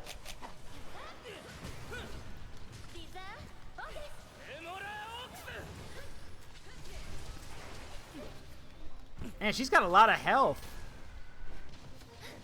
Oh, I say I that was now. gonna say that I genuinely fucking respect Raktakadaki's entire design concept. Oh, yeah. This spider milk throws her children at you that are all, no. She throws her manlet reverse harem at you, yeah, and they shoot flamethrowers at you like a firing squad. Yeah. I mean, but hey, not as cool. Yeah, but hey, not as cool as the Seltos Queen, like forming a Gundam and combining with its mate. No, but like I have a respect. I think it's because I like spiders more. Like I like Seltos Queen. I want to see her back too because that's a cool monster. But like, Raktakadaki is cool. and no. Plus, again, the reason why I say that is because we have not had a monster like that since Nursilla. I got really happy when I saw Raktakadaki's design because I'm like, oh, that's like Nursilla but cooler. Yeah. Also, that reminds me. So that I will admit, I've seen bits and pieces of the Monster Hunter movie. I'm never gonna get that time back. But the thing is, the thing that like I was willing to like play it off or just roll my eyes and be like, okay, sure, fine, whatever. And then we see tiny Nursillas, and I'm like, how do you fuck this up? Nursilla is a giant-ass spider, and instead, you've made it into a swarm of itty... Now, granted, this swarm of itty-bitty Nursillas does eat a man, like, literally eat a man down to the bone, which is terrifying. But at the same time... I should also point out that, well, also, first of all, Andrea, he's not worthy of that honor. Second of all, he also got shit on by Capcom because he said he wanted to change a lot of the monster designs, and they told him no. Yeah, and they told him and no. He threw a hissy fit about it. Yeah. And he still ended up doing that because he used the wrong skeleton design for Rathalos. Yep. Rathalos does not use his wings to walk. Yeah. Oh, and there's also the fact that when he showed them, like, when he told them, he was like, oh yeah, I want to have the final battle be at LAX with Rathalos and this purple dragon. Apparently in the meeting, the Capcom people have to keep telling him Gore Magala. He's like, yeah, the purple dragon, Gore Magala. He didn't know the name. They just had to keep reminding him. And even one guy was like, it's not a dragon, it's a wyvern. Like, and the thing is... no, Gore Magala is a dragon. Well, that one's not a wyvern, but Rathalos is a wyvern. Well, the point is that as he kept going on, like, one of the guys openly asked him, they're like, and this is where I think they realized they were fucked, because apparently in this meeting, one of the executives for the thing was like, okay, so you want to have this battle at LAX. You do know what happens when Gore Magala fights, right? What are you going to do about that? And he's like, what do you mean? He's like, the scales? The virus? Like, what's going to happen, you know, in the real world if this is happening? What virus? What are you talking about? And at that moment, they realized, they were like, you idiot. You haven't played any of the games, have you? You don't even know about this. You don't even, like... And then they flat out asked him, why Gore Magala? Like, why did you pick this one? His response was, oh, because I think it's cool. That's it. Not because of the plot, not because of something he could do. No, he just looked at all the monsters and thought, yeah, I want to pick this one because it's cool. Motherfucker, if you just wanted something cool, you could have picked any of the other monster, any of the other dragons. The worst part for this is that Capcom went on damage control. Yeah. Because I remember that, like, everybody who saw the trailer saw that bit where Gobabitch shot a fucking, a rocket launcher at a Diablos and it stopped. Yeah. It stopped mid-charge. Capcom had to go on damage control because literally everybody was like, a Diablos is not going to stop charging if it's shot with a wall. It doesn't matter what it was. Yeah. Diablos does not stop charging. Yeah, there's also... Its face is a shield. Yeah. Also, there's one other fact. It was actually my friend Nixie who pointed this out to me, and then both Amina and I have been telling other people... You know, the fact that Diablos is going after them trying to, you know, like they say in the movie, it's literally going to eat us. Motherfucker, Diablos is an herbivore. They eat cacti. Diablos doesn't. Yeah, Diablos is completely an herbivore. It's an herbivore. It doesn't eat meat. It's like that movie is insulting to Monster Hunter fans. Yeah, it is. And it's like, yeah. The real sad part is that it's like when you also really know that, like, even Capcom got mad at it when Capcom also hates Monster Hunter fans. Yeah. It's like, fucking Jesus Christ. Yeah. They still went through with it. It's like, and then again, like, I think it was not even a year later, they put out the Netflix movie, which I still haven't watched, but intend to at some point. Yeah. And it was received very well, but it was also a sad truth of, once it came out and people watched it, no one really talked about it, despite it being really good. Yeah. The problem, see, here's the thing. The problem is that a lot of, like, this is just something I've heard from, again, take this with a grain of salt. I don't know how much truth is in it. But one of the big differences between Western entertainment and Eastern-backed entertainment is that Eastern-backed entertainment doesn't really, like, Eastern-backed entertainment goes for star power. They don't really go after, you know, is this person a good actor? Is this person a good director? They want star power. And this is, for example, in that movie, The Great Whirl, with Matt Damon. The reason Matt Damon was cast in that is literally for star power. That's it. That is the only reason he was... He said it as much himself. He's like, yeah, they gave me the job because they wanted a recognizable name. That's it. That is the entire reason he got that job. So...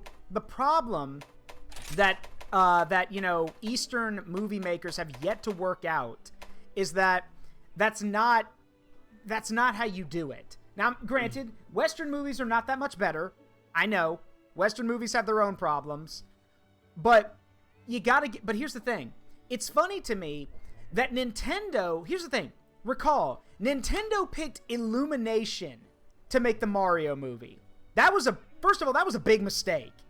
At least that's... They're going to do it again with the Zelda movie. Yeah, that they're apparently plotting. Yeah, and here's the thing. That's what everyone thought. They're like, oh God, what a horrific idea. Because Illumination, people didn't think they could do it. But here's the thing. According to some of the interviews and everything, Nintendo only got hands-on with the movie when things needed to be corrected. That's it. Other than that, they let Illumination, they were there to observe, but they never, like, cracked the whip on anybody. Hell, like, fun fact, the Peaches song in the movie that Jack Black does, here's the thing, that's not the original version of the song. They sent him the original version of the song. He was like, okay, you guys mind if I edit this and mess with this? They told him yes. He wrote the version of the song we get in the movie. He sent it back saying, what do you guys think about this? I can make some other changes. And they're like, no. This one stays. You're doing this one. And Nintendo thought, and Nintendo was like, yeah, no, that stays. Keep it. So, like, that's the thing. It's like, it's funny. It's like you said, maybe if Capcom actually gave a shit about Monster Hunter and cared about its property, maybe the movie would have been better. Because when it was given to people for the Netflix movie who actually gave a shit, it was really good. Same thing with the Castlevania Netflix series. When you give it to people when you give your IP to people who give a shit, you get something good. Like all. Well, what I said about Capcom is like they care about the series, but they don't care about the fans. Yeah. If they did, they'd bring some cool stuff back while adding new things, because they clearly can. Yeah. Yeah, I still have to watch the Monster Hunter Netflix movie. Yeah, and also, like... I gotta go do that at some point. Hold on,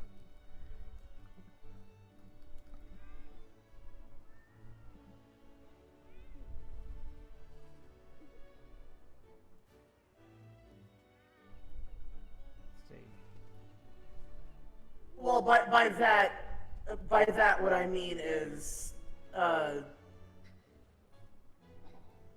they did not commit to adding Lagiacrus back, and that still pisses me off. Same. Like, I'm sorry, but like, you cannot put something like that on the poster and then not put it in because you're too fucking lazy to fix the mistake you made. Yeah. Like, that's true. I'm sorry, but you all had enough time and enough like updates following to fix that and put it in. And they didn't. That annoys me. Yeah. And then adding to that, and then I think this one by itself says everything. The fact that they had that survey that said, "What do you guys want to see for the upcoming Sunbreak stuff?" And on that was cross-play, cross-save. Everyone voted on that. And then they said immediately after the polling and the survey was done, we're not doing that. Yeah. And no one's forgiven them, and no one will forgive them for that. Yeah. And the entire reason why is because they think it makes them more money. Yeah. Meanwhile, unfortunately for them, because this game is on Game Pass, you have to have crossplay. Yep. Because they're both functionally Windows. Yep. The thing is, like, look, I know that there are going to be times, depending on where you are in a company and stuff, you maybe probably don't like a certain game, or maybe you're not interested in that kind of stuff. Okay, fine. I get that. I understand that. Here's the problem. First of all, man the fuck up. If you're going to work for a company, you're going to be doing stuff you don't want to do. Tough shit. Second of all, like, if you don't... Here's the thing about Japanese work society.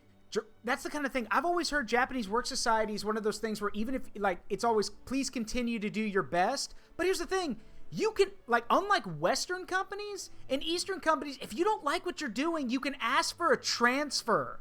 You can transfer to something else. So if you don't you can't. Not in Japanese workplaces. Really? I thought you could. From what I understand, Japanese work is when you land a job, you stay in that job.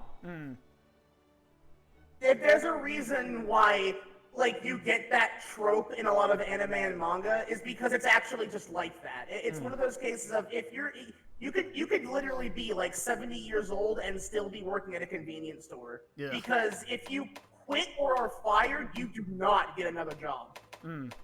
Now that's on a usual to mid basis. That probably has been changing a lot in recent years, but Japanese work culture is also just not. It's still not better than it is over here. Like we're no better, honestly. Oh no, we're not. But the issue is that it's like I said, Capcom is more a company where like I'd say that they do things to actively troll their fan bases in shitty ways. Yeah. And Valstrax, I will also say that like laggy on a technical point, I don't believe that because some Chad over on Nexus replaced everything that Royal Ludroth does with Lagiacrus. Oh hey, it has Ludroth's moveset, but it's Lagiacrus. Size, hitboxes, and everything, and it works perfectly. Yeah, also... And then the reason why they didn't do it was because they broke the skeleton in a couple of places. Yeah. Oh. And then they just canceled out on that, but then they added in Mizutsune, which uses the same skeleton, and then they add Almudron. Yeah, also... And I'm like... Hey, Niall, do you still have that thing in Star where you could press a button and kill Rajang with the click of a button? Yes, actually, I do. Okay, I need black fur, so... Can we go give him a middle finger? Yes! We're gonna go give the monkey the middle finger. Because I have made it my vow to never fight that monster legitimately. Yeah. Oh, I can't blame you. I despise Rajang, not because of the fight, but because, well, actually, I guess it stems mostly from that, but it also comes mostly from, the fact that it exists to spite me because of the monster that onboarded me to Monster Hunter, that being Kieran. Yeah. I have powerful emotional attachment to Kieran. And it exists to exclusively eat that. Yep. Well, no, because the Lagiacrus drags its body along the ground somewhat a lot like the other two monsters. Yeah, like, it does. When it moves, they move effectively the same way. Yep. If you watch their movement side by side, they do essentially use the same skeleton. They're all Leviathans. Okay, so doing this, Niall, is this basically dicing Joe Bakudan, or is this like what's the anime equivalent here of just pressing a button and killing somebody? Oh no, you're writing its name in the Death Note. That's what you're doing. You're writing. No, because what it is Omae mo Shinderu. Okay, well, it's quite literally that. Funny. All right, well, let's get close to him first before you do that, so we can actually get the stuff off of him. Well, yeah. Omae wa mo shinderu. Nani? Just. Oh, no. Snap its neck. Nani? Yeah, it's pressing the button in Danganronpa. Wait, I want to see you do it. Hold on. Okay, kill it. Do it. There we go. That was quick. Shot him right in his ass. There we go. Thank you, Niall. I have no... You two are synced up perfectly in carving. Yeah. I remember, bro. Oh god, we are. Yeah! Alright, on to the next one. I'm gonna shove my snake head up this thing's asshole! Why are you gonna do that? I'm hungry! Why is Remobra fucking Gilbert Gottfried? I don't know. Why not? No, what's that quote? Eat ass, smoke grass, and go fast. Basically. I mean, Kieran is Kieran, Orochi or not. Like, I rock Orochi Kieran gear in boom, boom. Yeah, there we go. In 4 Ultimate. I hate this monster. I want all instances of it removed from Monster Hunter forever. Just, what's that thing Lythero did? Why do you hate us? What did we ever do to you? You were born. I carved a large beast gem. Nice. Nice. I grabbed his balls and ripped them off. So, we all know what this requires. Victory bomb. Victory bomb! Eat fat. No, It's eat ass, smoke grass, and go fast. That's the entire bit. Me putting on this edit weapon like. Yeah. No, you don't know. What you need is to have that and then you need to add the shoop de whoop laser effect, like the boom, like the sound effect. that works too.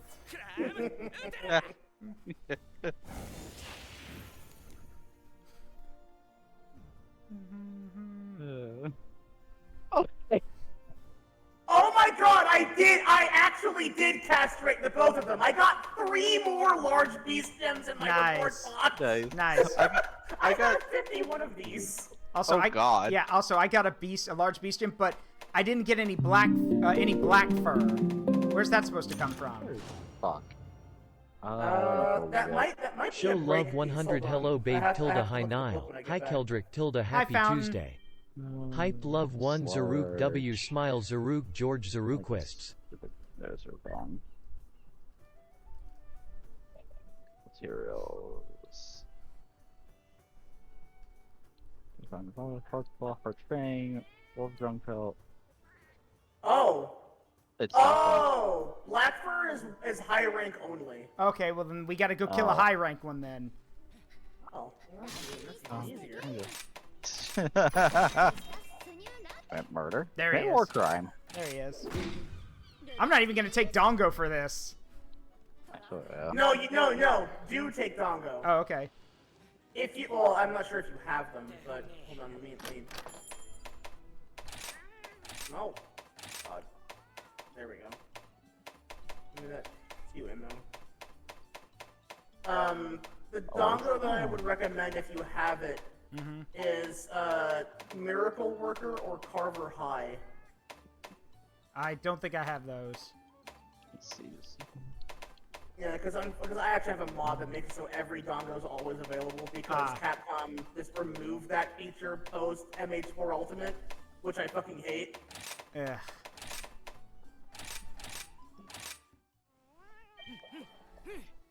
Oh no! Now you have like per hunt unique ones. Go fuck yourself. Stop making the game harder to play. Yeah.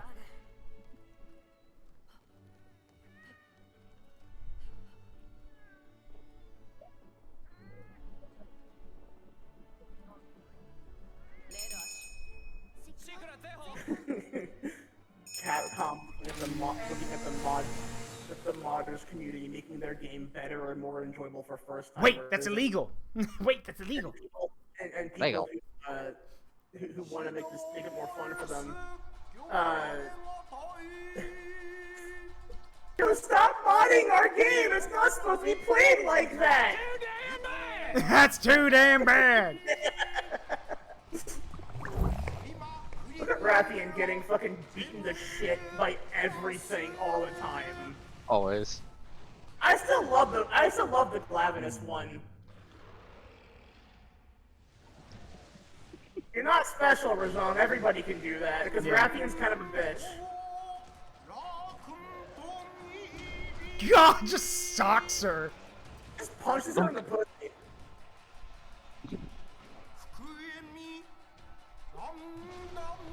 The best part about it is like Rathian is kind of like chilling, like she was there first. Yeah. Then go. I with her for no good reason. Also a reason to hate Razon. He's a jock douchebag. Yeah. I mean, he's basically Goku without any of the charm or the kindness. Well, that would make him. I was gonna say that would make him Vegeta, but That he's Raditz. Raditz. No, yeah, he's Raditz. Zenogre is Vegeta.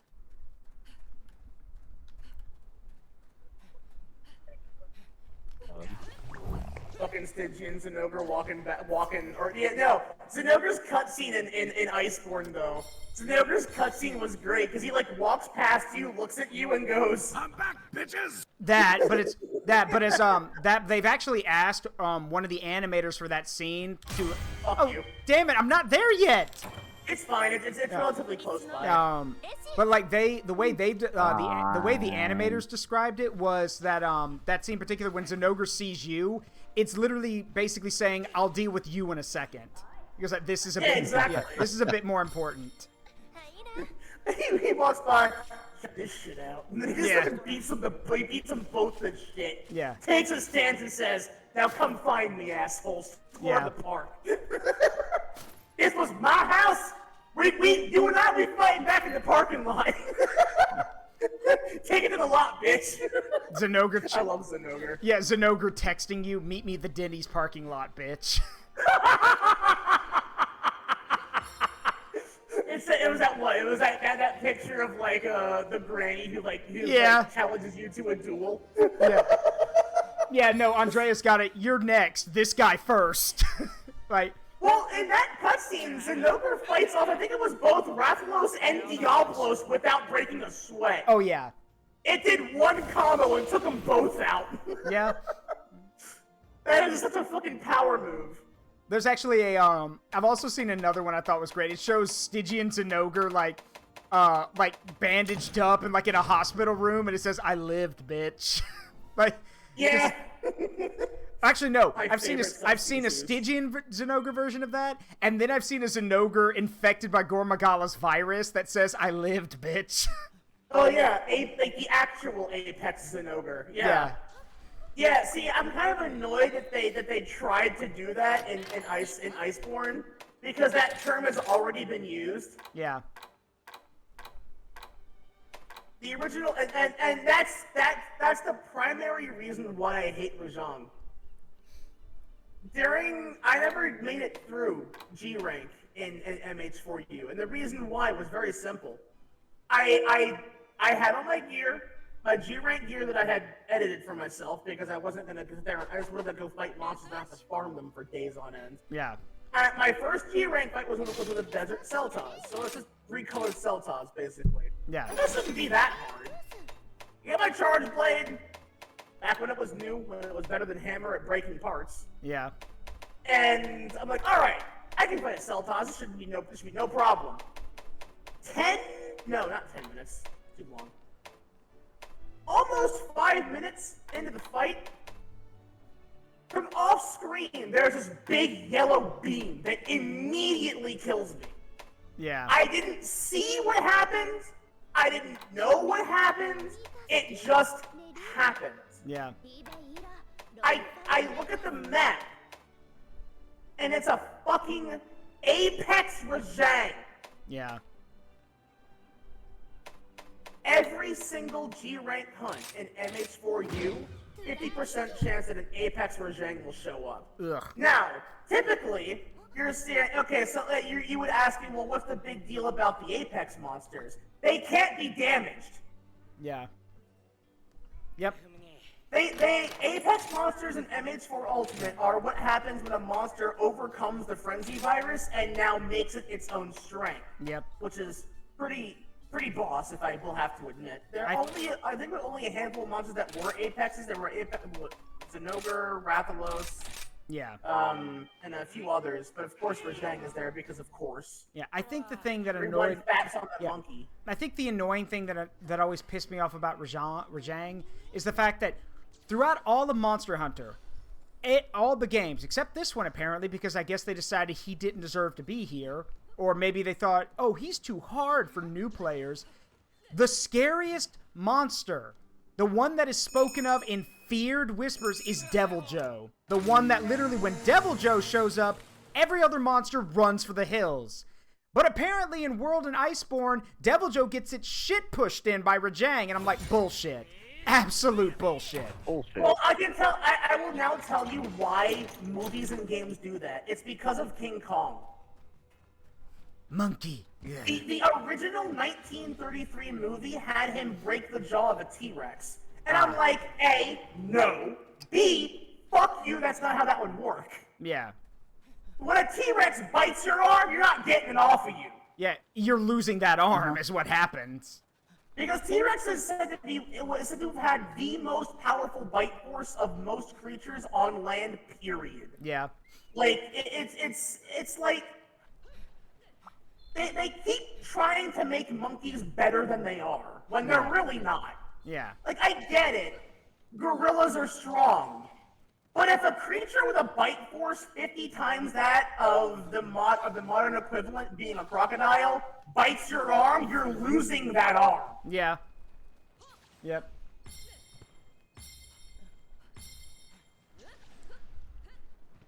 Sun Wukong is also fucking overrated. Like, it's like, I'm sorry, but it's like every time they introduce a monkey thing, they make it an exclusive point to want to just, like, pair it with the infinitely cooler, more interesting thing. Like, I'm gonna put it out there, Rajang cannot naturally fire electric beams like that. Nope. It requires Kirin horns to eat in order to do that. I think the other thing is that, like, here's the thing.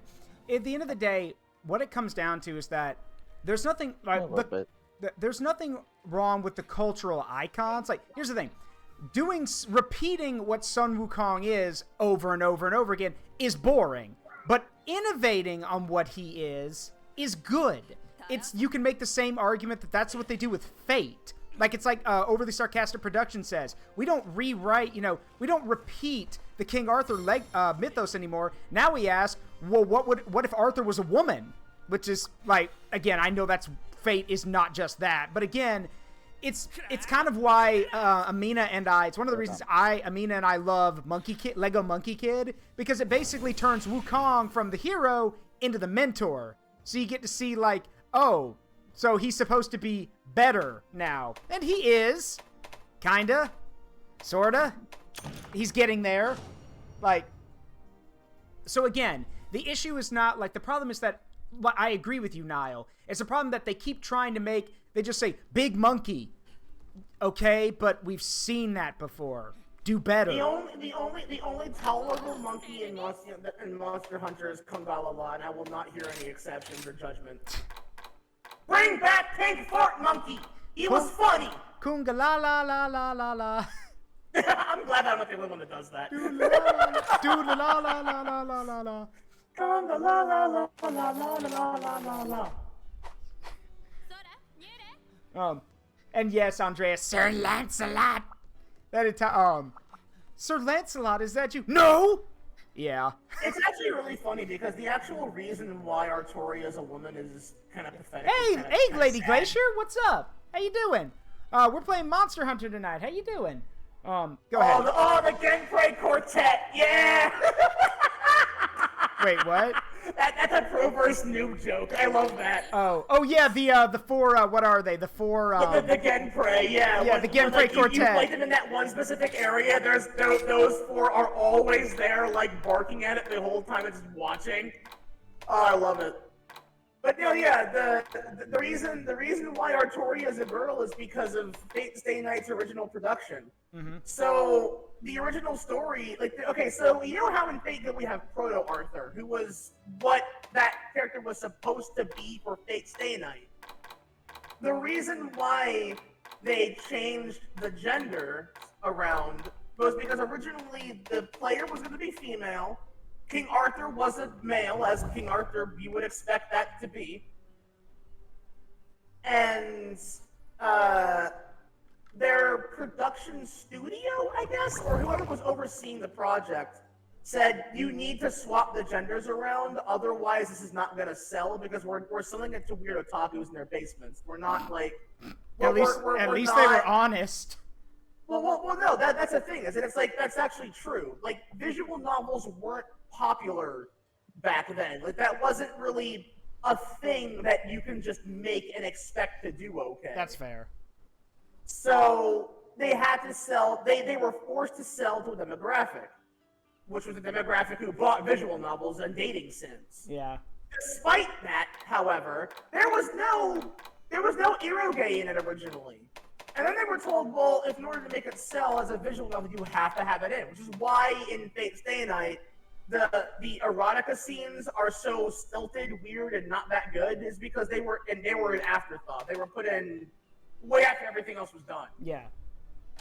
But then eventually they actually added lore reasons why Artoria is a woman, and that reason was basically Merlin hid her gender primarily because if Because, I mean, at the time, women weren't supposed to do those things that King Arthur could do. So when a woman pulls the sword from the stone, it's like, hey, wait a minute. A woman can't do that, bitch. She got the sword, though.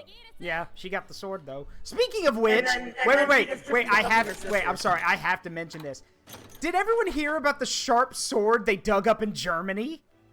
Like, you know what? I saw that. I was lying in bed at like 9 a.m., like almost falling asleep, and I go to grab my phone to set my alarm, and I bring up my browser by mistake. So I'm like I'm not used to one-handing my phone yet, and on the new tabs page for Chrome, I saw it. I'm like, wait, what?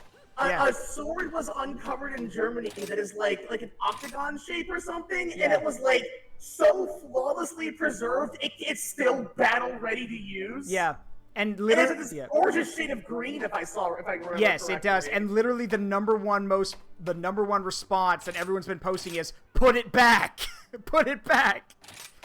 Like, and yes, you are correct. It is literally It is this magnificent, like, emerald jade green color. It is still sharp, and they just dug it up. And people have been saying, put it back, put it back. The sword is 3,000 years old at a burial site. Yeah. Again, put it back. Put it back. Please. Yeah, like, apparently, it was so greatly preserved, and it's very ornate. Like, looking at the pictures, it's a gorgeous weapon. Yeah, it is. It is. It is a beautiful weapon. Like that is like, the sad part about it is that it's probably not even that impressive, but no, it's a beautiful sword. It looks great. But yeah, and that's a funny thing too, is that it's the whole I think one of the fun things about it is that it's Fate consistently does the gender swapping thing, and I think more recently, okay, so I gotta make a weird confession here, because it's one of those things that I try to not mention, because I guess it's because there's a point where it's too much projection becomes obnoxious. Mm-hmm. Everyone knows that I'm transgender. That's how that works. Yeah. Even though I will also say that there's a certain group of people who are very adamant in insisting that what they believe about a character is true. Yeah. So they'll just decide someone is trans when it's one of the best examples is Naoto from Persona. She's not trans, dumbasses. You saying that she literally ruins her story character arc. Yeah, she literally says, I don't have a problem being a woman, but to get anywhere, I have to pretend to be a man. That was literally just to get the job I have. That was the whole point of the character. It literally... And the whole story was the entire point of Persona...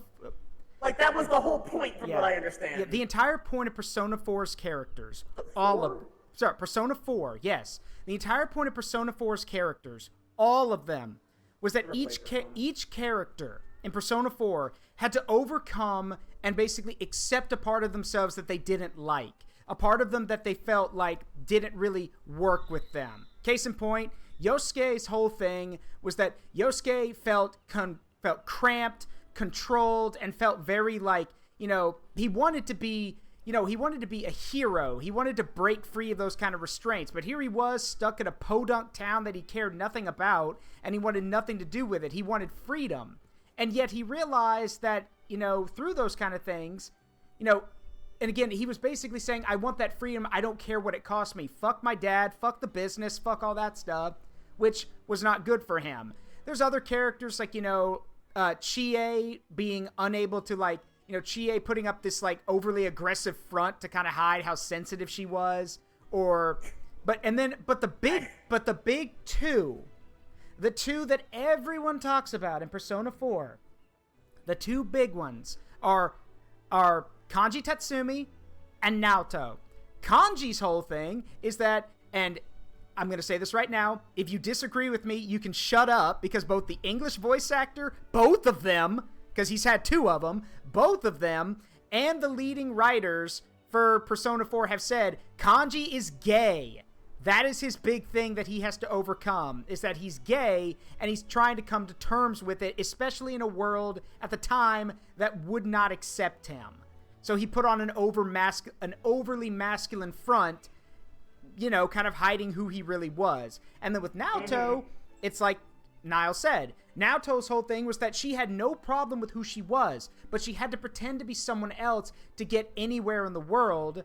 And her whole concept is that she no matter what, even if she got that, it's like her shadow told her, it's like, it doesn't matter what you do. It doesn't matter what you change. You're basically going to be seen as a child or a toy that's put back in the toy box when you're no longer of any use. Because it's not about your gender. It's about your age, your experience, and all those things. You just thought that, you know, if you were a man, it would be easier. Which, again, it's basically, it was always about ripping into Naoto about how you're hiding this. You're hiding that you're too young, you're too inexperienced, or those kind of things. And again, Persona 4 was always about overcoming your fears and your insecurities, which the game did wonderfully.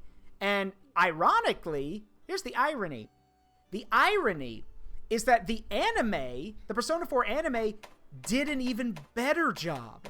Because the anime's really well done, and actually, like, adds to the game's story more than what Persona 5 did, because Persona 5's anime is trash. But, like, the Persona 4 anime did something that even the game didn't do. Confront the main character's insecurities. Because throughout the Persona 4 anime, which is how we also know that Yu Narukami is a stone cold badass, the entire thing we know in the anime is that Narukami, the main character's biggest fear, is that when the year's over, he has to go home. So all of the friends he's made, every connection he's made, all the things that he used and needed to survive will be gone. And his ultimate test, here's another thing. Let me ask everyone here a question. And this is Keldric, Niall, this is for y'all too. I want y'all to think of an anime. Do y'all know of any anime where the main character, the protagonist, the one who's supposed to be, you know, who may have their faults, but is supposed to be unbreakable? Do you know of any anime where the character just gives up and just accepts the villain's choice or the outcome just for their own personal desires? There's not many of them. And yet, I don't really think there's any, because stories really aren't allowed to end like that. And yet, that is exactly what Narukami does in the final few episodes of the Persona 4 anime. And if someone says, spoilers, this anime's been out for over a decade. If you haven't seen it yet, you weren't going to see it. In the final act of the Persona 4 anime, Narukami watches as all of his friends are literally, basically murdered in front of him against the secret final boss of Persona 4, and realizing that he's lost everything, he mentally snaps and basically gives in and basically lets his entire life be one day on repeat. So he lives the last day of his time in Inaba over and over and over and over again, even though it is literally mentally, spiritually, and physically crushing him. He would rather suffer than leave and move on. Again, the whole point of the thing of Persona 4 is facing the truth, facing reality. Narukami says, no, I can't do that. I'm not strong enough.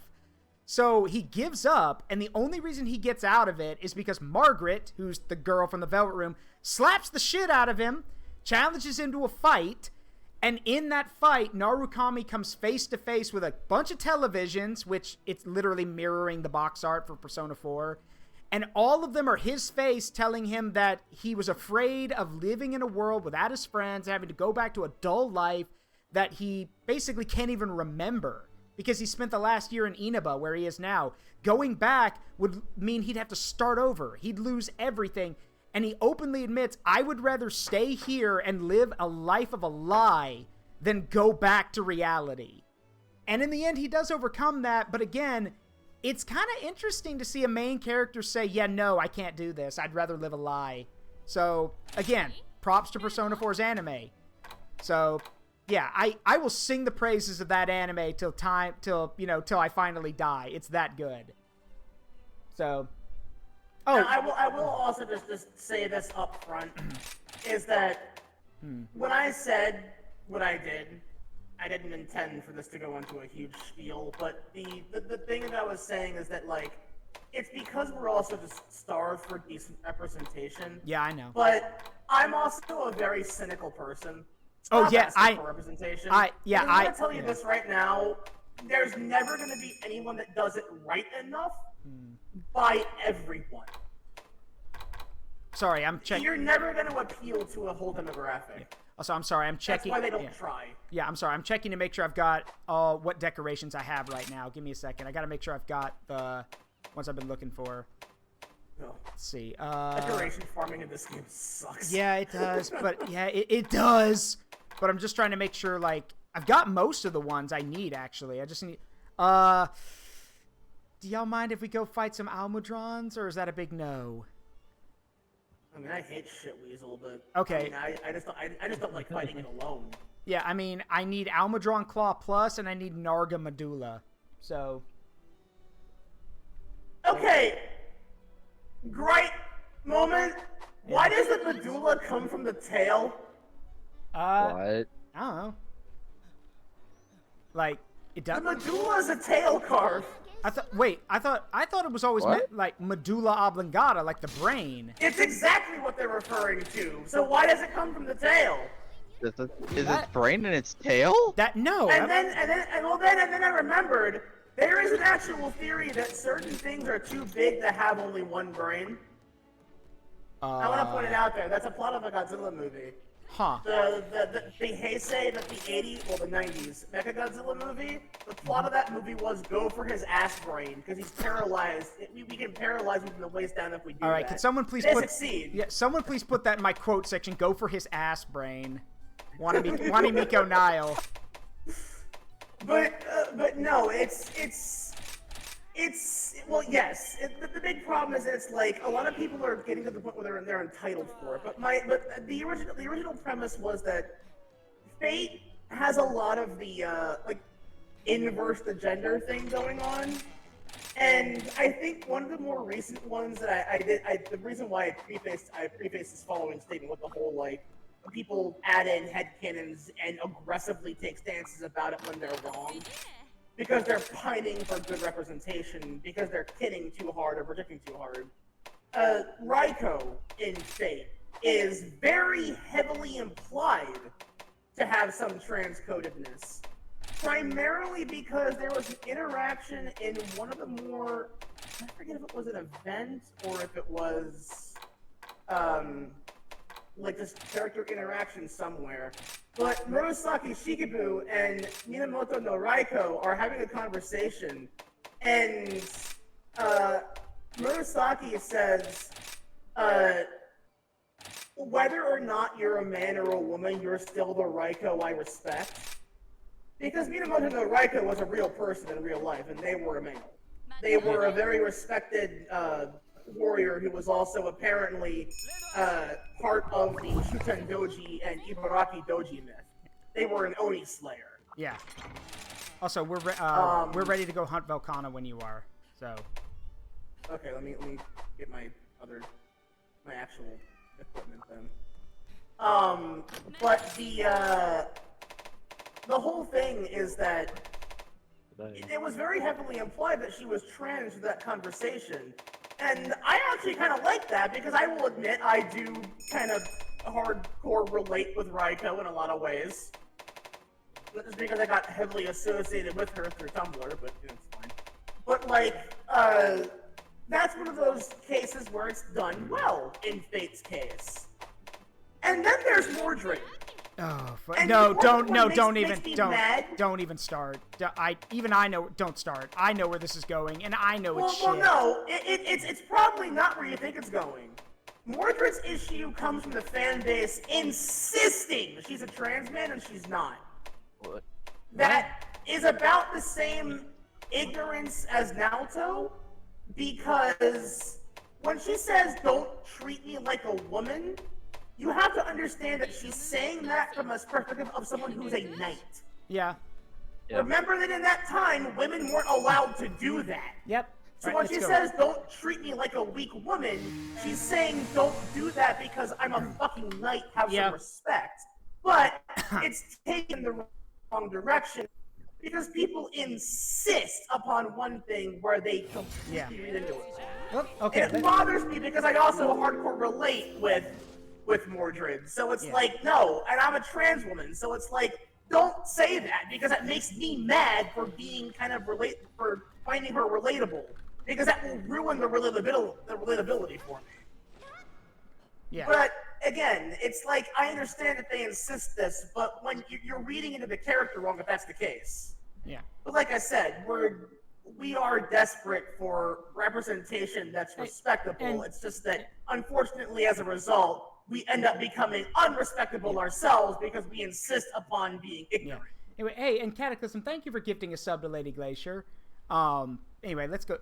Speaking of Lady Glacier. Yeah. Anyway, well, now we got that out of the way, and I haven't fought Velkhana in this game, I don't think yet. Well, first time for everything, and yeah, welcome everybody. This is the kind of things you can expect on my streams. Like we don't always address deep topics, but they are topics that are important to us. And here's the thing. I would, in my honest opinion, I would much rather you hear it from people who are who genuinely care or are genuinely affected by it, rather than a bunch of talking heads who tell you what you should believe. So that's the way I've always seen it. Oh, you mean the Muppets? No. And no. What? And here's the thing. I don't know. And here's the thing. In all seriousness, I will admit, and I'm like, everyone here has got, well, Keldric probably not, but I know for a fact that Nile and I don't know about Nile's streams, but I know for a fact in mine, I've gotten heated over a bunch of stuff that we're passionate about. Please understand, as I said, it's always better to hear it from somebody who it directly affects or has great interest in it, because again, this is just my take, we're not going to lie to you. We can't lie about stuff that we are genuinely passionate or genuinely care about or things that directly affect us. And again, that is like the reason it's important to listen to those people. And I'll admit, there's a lot of people that I genuinely respect and care for, and I don't give a shit about what they say because I can tell that they're not genuine about it. Here's the thing. I will admit, it is very, very hard to talk very seriously about a lot of things nowadays because people either disregard it, disrespect it, or in my case have openly told me, mind you, I am a 30-year-old imp, have been told, oh, you don't need to worry about that, or you're too young to know about that. First off, fuck you. I am an adult. You will treat me like one. Second of all, you are never too young to understand things. If you have a good idea about it and you have an opinion about it, it needs to be said. So, yeah. Now, granted, with that said, I will be the first to say that, first of all, because this is, again, I firmly believe that there are times where people need to, there are certain things that should not be discussed, but what Nile was discussing is something that people do need to hear. But in other cases, trust me, this is not going to become a political satire channel. Far from it. I think my issue is that, the intent of the developers should not be overridden by the intent of the fan base. Yeah, good luck with that. I know. Good luck with that. I have been on Tumblr for most of my modern internet life at this point, and I remember the Voltron Steven Universe bullshit that always happened. Can we not please never forget that quite literally someone in the Voltron fan base from the Voltron remake actively held information that they somehow got of the upcoming season hostage and said, if you don't think these two characters gay, I'm releasing all of this information. That actually happened. Yeah.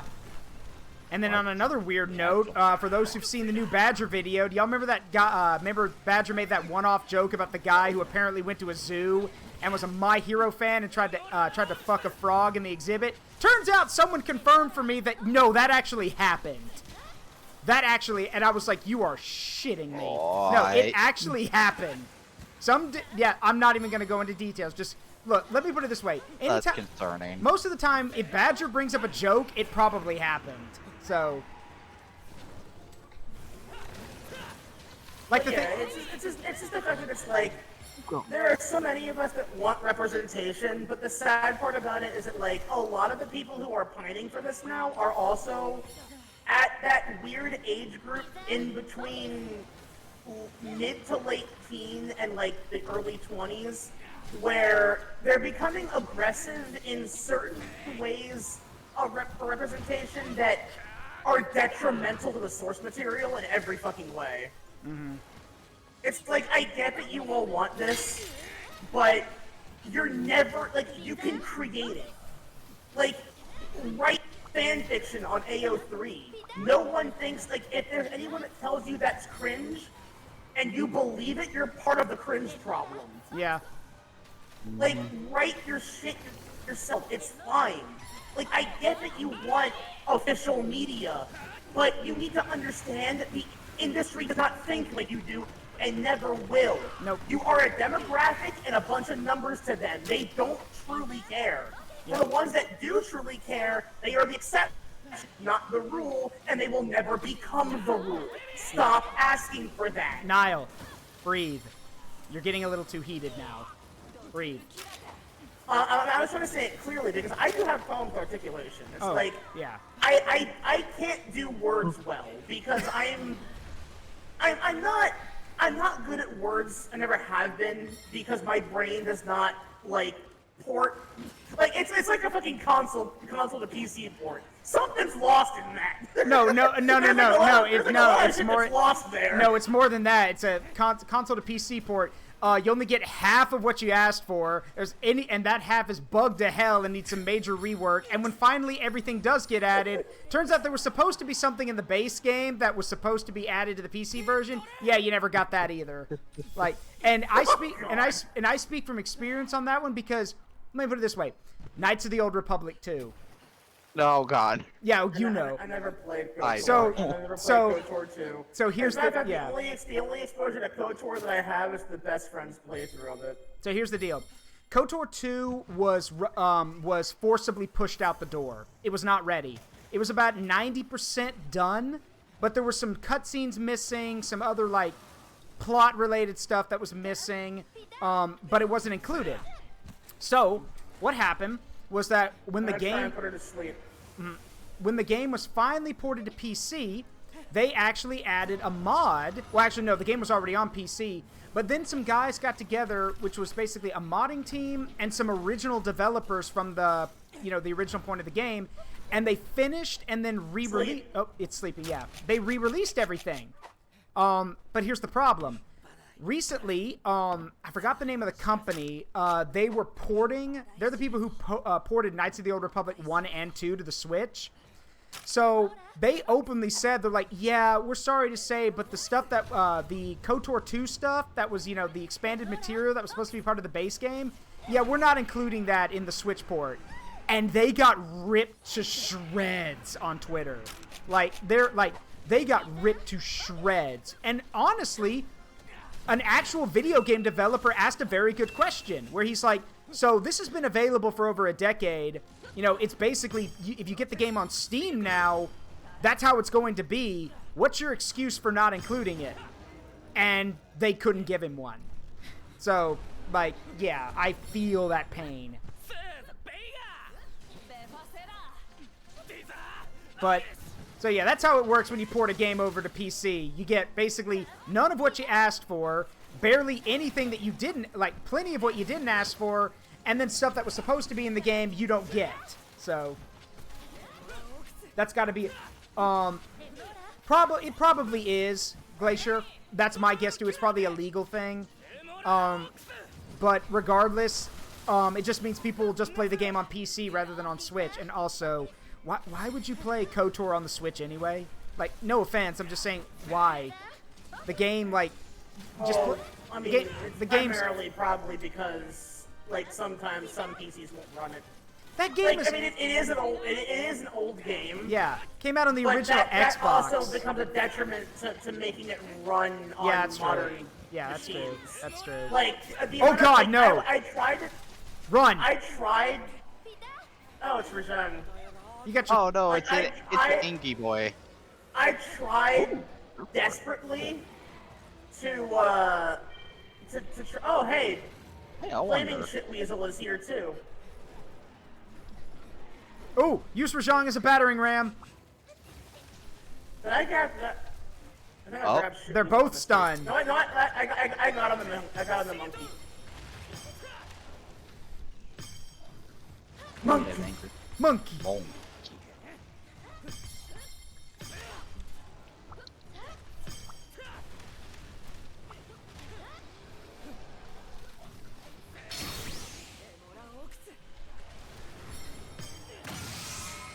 Punisher time.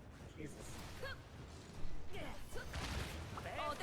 I feel so bad for Volcana. I don't. Good monster. I don't. I find this fun. Well, funny. Oh God. And I had a beautiful And here view comes of the all fire. that. And here comes the fire weasel with the giant rock. RKO from nowhere! Yeah. Fucking boring. And here comes Jameson with the steel chair. I think you broke its face. Imagine J. Jonah Jameson coming with a steel chair to slap Green Goblin in the back of the head. It's pretty funny. Yeah. Who takes Oh, the God. Who takes the pictures of Spider-Man? I don't know. His stuff comes in the mail. Never forget that Jonathan stuck up for Peter when Goblin threatened him. He's like, I don't know who does it. He sends his stuff in the mail. Apparently, he's always done that throughout all the comics and every interpretation of his character because Peter's just a kid who's trying to make some money, but Spider-Man is like a totally different person to him. Which I think that I actually can't think of like a good example of when he may have found out that they're the same person. Oh, Like, I would have can. loved to. Yeah, I can. Because if it was the recent live-action Marvel movie, I can't consider that one because I don't remember it. I've only ever watched it once. No, there are and it two. sucks, so. There are two. There's actually an entire comic series where Jameson knows Peter Spider-Man, and he tells him, he's like, I'm gonna have to keep saying you're a menace, but I'm gonna cover for you. Like he covers from. Or there's the one where Peter gets accused of murder. Jameson's like, all right, do you have a lawyer? And Peter's like, no, I can't afford one. He's like hell you can't. And the Bugle actually goes out of its way to hire, you probably heard of him. His name's, what's his, can someone give me Daredevil's real name? Matt Murdock. I was gonna say it's Daredevil. Yeah, it's Matt, yeah, they Matt hire, Murdock, they yeah. hire Murdock to defend him. So, Ow! I forgot she has an ice nuke now. yeah.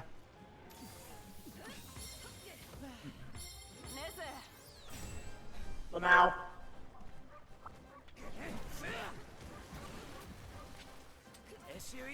And here's the thing, the reason, like, it was actually said in the comics why Jameson is so hard on Peter.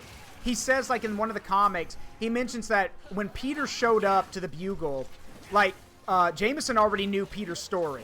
Like, he knew Peter's Uncle Ben got killed. He knew that Peter was basically living alone with his aunt. And even though Peter technically didn't deserve the job, wasn't old enough for the job at the Bugle, Jameson was like, no. Kid needs a chance, so I'm giving him the job. Like, he's been looking out for Peter in his own way. That's basically confirmed in the comics.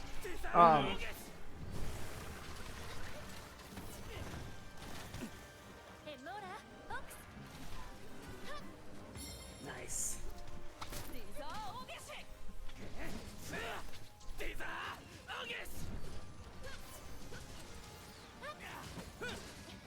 There's also another thing where, in one comic, Doc Ock switches minds with Peter, so he gets control of Peter, Spider-Man's body. And during a fight, where, again, most of the villains don't know that's Doc Ock and Peter's body, Doc Ock has to defend himself. And when he does, he actually punches a dude's jaw off. Because... Yeah, I remember that one. Like, it was at that moment that, like, Doc Ock realizes, oh my god, he's been holding his strength back this whole time. Yeah. He could have killed me at any point. Holy shit. And he punched Scorpion's jaw off. Yeah, and it should be noted that Jameson saw that happen, and literally, afterwards, he literally told, like, monologued to himself saying, there's no way Spider-Man would have done that. Spider-Man doesn't do that to people, so something's up here. Like, and they were like, Jameson, we got everything we need to print your story. He goes like, Spider-Man's proven he's a menace. He's like, no. Let's wait a little bit longer. Something doesn't feel right. Like, he couldn't believe it, so he didn't do it. I also really like how J.K. Simmons' role in the movie, the OG movie for Spider-Man, that changed the character forever. Yeah. Like, he was so perfect as that character. Parker, based every iteration of that character on him. Parker, you're fired. Get out of my office. He goes like, he goes like, Chief, we need a photographer we need a photographer for the new event. Parker, you're on fire. Get your ass back in here. Like, it's it's also he literally looks like him too. So that's probably one of the reasons why he was hired for the job. And they brought him back for the Homecoming movie. Also, I don't know if y'all know, like, the other thing, okay, so there's one thing that's different, like, aside from looking like the role, there's one big difference. J.K. Simmons is fucking jacked. Like, the man, like... Oh, yeah, I've heard that he... I've heard that he has a six-pack. I heard that he was absolutely jacked. Yeah, he is absolutely shredded, to the point that, like, people are jokingly saying if he, like, when he came back as... Jameson for Homecoming, you can actually tell that he's ripped. So they're like, oh, they had to cover him up so people wouldn't notice. But J.K. Simmons has J.K. Simmons has actively said that he likes working out and he likes staying in shape. Which it's funny because he said in an interview, he goes like, it's kind of funny. Now that I do this and now that I'm in probably the best shape of my life, it kind of gave me more kind of ideas of how to play Omni-Man. Because he said when he played Omni... I forgot that he was Omni-Man. Yeah, he's Omni-Man. Yeah. He's Omni-Man. So, like, it's one of the reasons... It's one of the reasons why if you watch Invincible and see Omni-Man just talking normally, that's basically just J.K. Simmons speaking normally. That's just him. So...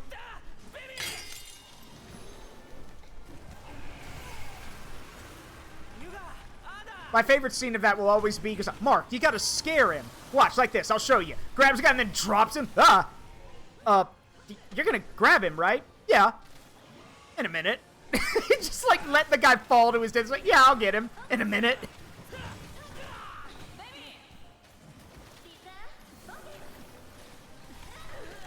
Also, just for the sake of it, Lady Glacier, I will say that, there is no... I think up until probably maybe this new one that's coming out for Superman, because, like, it looks okay. Like, I'd probably watch it because it's got some good vibes. But, like, there's no Superman that is ever gonna fucking be as good as the Justice League and old 90s cartoon Superman. Yep. Same with Batman. Like, all of those cartoons are the best iterations of those characters. Yeah. Also, for if you do want to see something, I recommend looking up Batman Wayne Family Adventures on Webtoons, like the comic series. It is like, not only is it endorsed by DC, which is great, but some of the things that happen in that comic series are hilarious. Like when, for example, there's one of them where, I'm trying to think of some really good ones. Well, it can be captured now, but it's an Elder Dragon, so we gotta kill it. Like, there's one of them, for example, where... And, again, this is the Bat Family Adventures, so all of them are in here. So, like, of course, Dick Grayson, Jason Todd, Tim Drake. But then we have, like, Damian Wayne. But then we also have, like, Cassandra Cain, Stephanie Brown. You know, I forgot, Kate something or other. It's Batwoman. I forgot her name. They even have Duke Thomas, the Signal, who's like Gotham's daytime hero. That's a great name for him, the Signal. Yeah, the Signal. Yeah. And so, like, for example, one of the things they do is, like, when Batwoman comes back to the Batcave, Dick Grayson and, Nightwing and Red Hood are there. She's like, Batman ruined his suit fighting Condiment King. I need to get him a spare. And Dick Grayson's like, yeah, that tends to happen. Thankfully, Alfred always keeps a spare laid out for us in case something like that does occur. And then Jason Todd, being the smug ass he is, leans back in his chair and is like, hold on. Did he say any suit? Or did he specify? Because if he said any suit, then I recommend we look into, the old lead-lined closet over here and see what we can find. And this lead-lined closet is full of all of the different outfits that Batman has worn throughout his entire career, like in DC. They've got like the original Adam West Batman outfit. They've got the all yellow anti-Green Lantern outfit. And what they end up going with is Rainbow Bat, which is like this rainbow costume.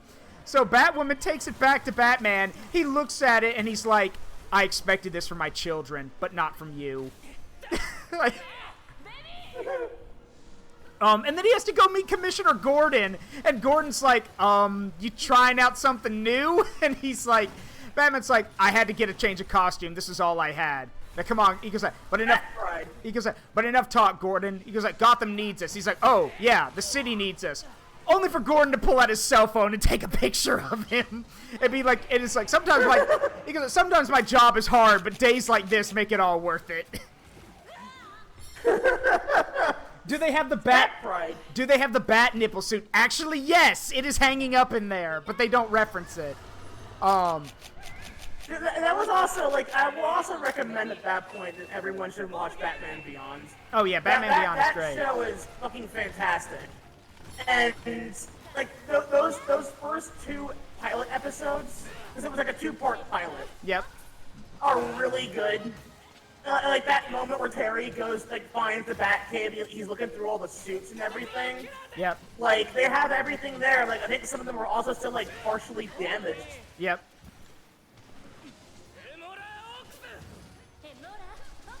And and the Batman Beyond movie. Make sure you watch that too. Yeah, Return of the Joker. Yeah. Yeah.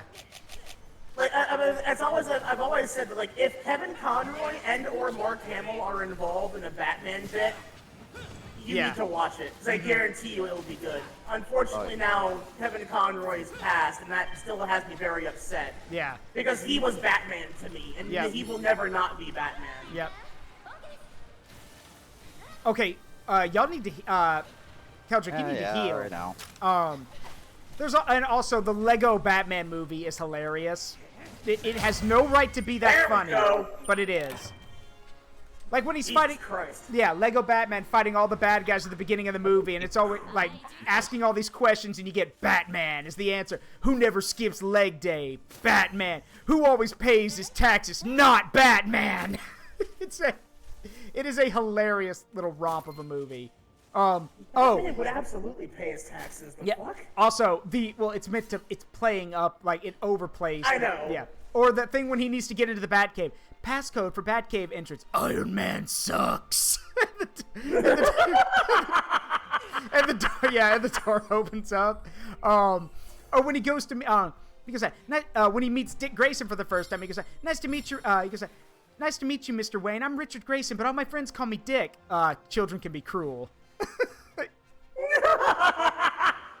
It's a hilarious little movie.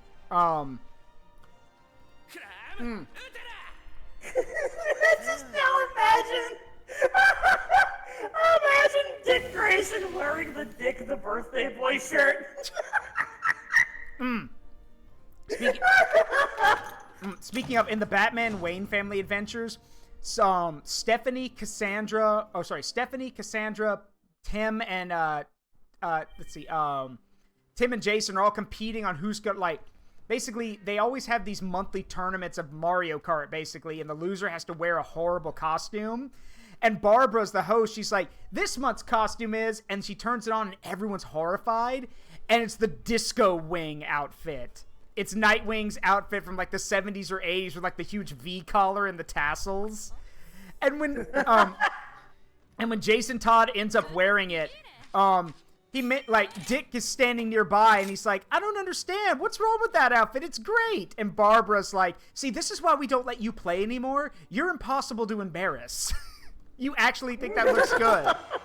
That is actually pretty funny.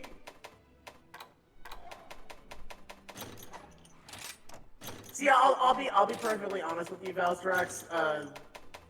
I I always liked the dynamic between Starfire and Robin in Teen Titans. Yeah. So it's like, hearing that there's like a lot more like, oh, you know, when they grow up, there's like a lot of other things here. But it's like, I remember in one of the other shows where like Starfire makes a mention, like almost makes a mention that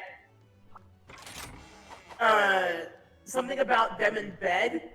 And I remember that clip, and it makes me laugh every time because that's like I like that she hasn't changed that much if it's on the same timeline. Mm-hmm. I know. I see me and my inability to like I get set on one part of the name and it just sticks. It's like it's relevant. Monster Hunter.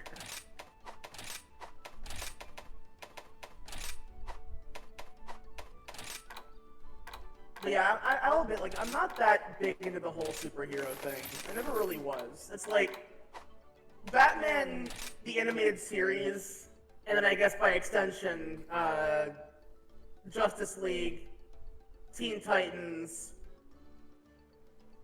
and Batman Beyond were like the extent of the superhero stuff that I watched in any real capacity.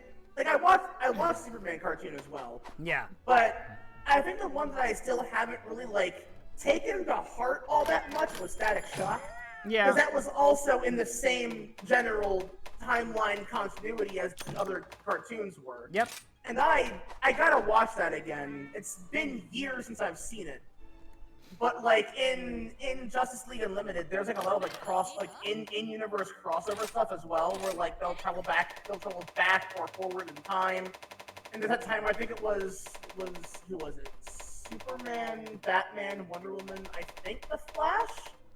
I think Green Lantern traveled accidentally to Batman Beyond timeline. Yeah, this is all we have left. And then and it was Batman Terry approaches old Bruce and current Batman. Yeah, Bruce Wayne, Batman, Bruce Wayne, or have you two met? And not now. And they say not now, and he goes, oh great, what do they used to call it? Stereo. Yeah, yeah. I fucking love that joke. Yeah. It's really good. Surprised to see me?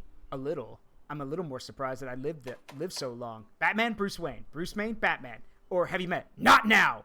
Great. What did they used to call it? Stereo.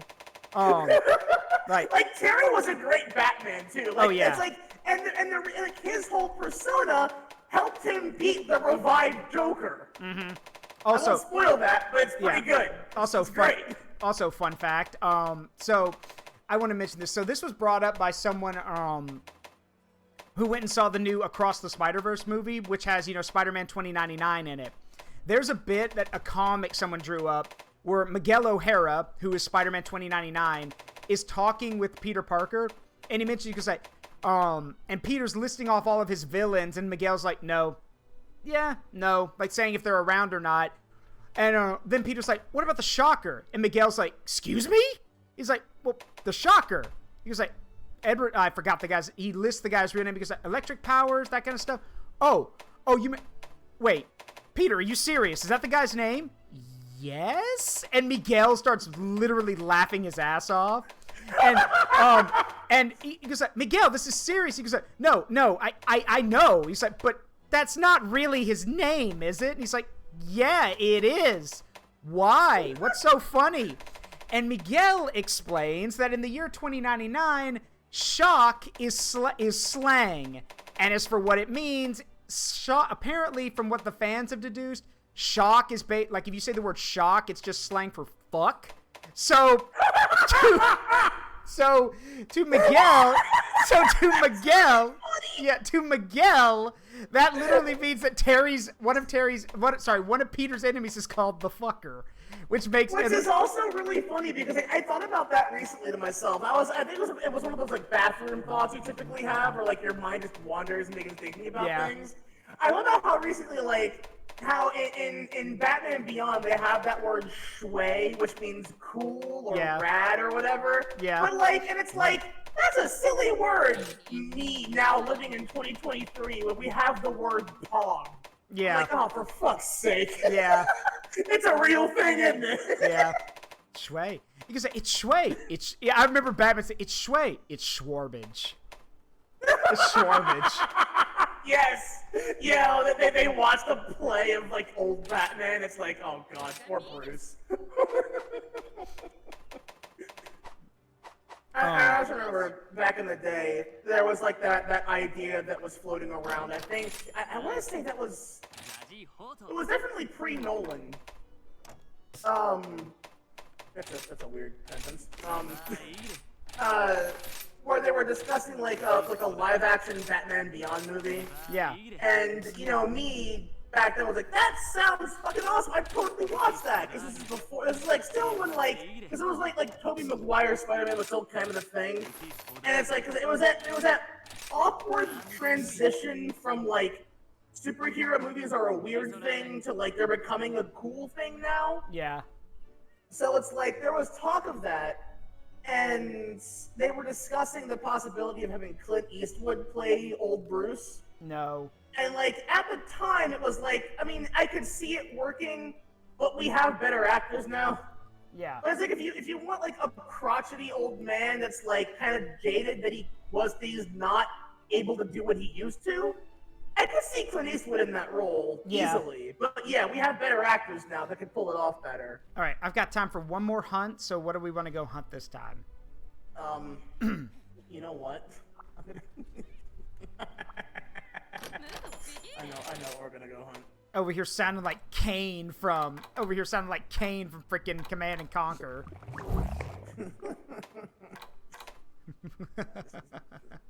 Rule of thumb, Hassan. You can't kill the Messiah. You're gonna hate this.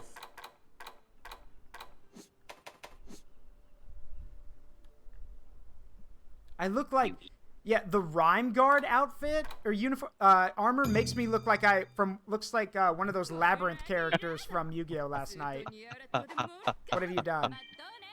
I'm not sure if you can join this one or not, but oh, go fight a Matsu. All right, bet. You're gonna hate this, Zaruk. Probably.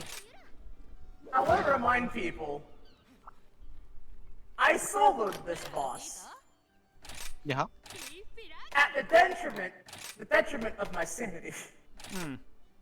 You had sanity? Yeah, you had sanity? I mean, with what minuscule bit returns every so often, yes. Oh. Just what we need, a chaos goddess who literally lacks sanity most of the time. I mean, it's mostly because I live under the rock, but you know. Alright, so I think I'm gonna, I normally don't do this, but I think I'm gonna bust out the Sergio sword. So, that should be interesting. See, you say Amatsu is easy? No, she's not. She is like the AoE bitch. Like, she's the one that's like, everything I do has a massive fucking hitbox.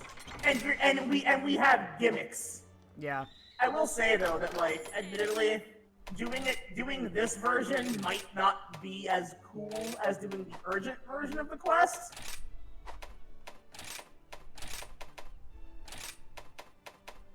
Because there's like a really cool storyboard reason that the urgent one it pulls some real fun that's cool. fan length. Don't worry about it.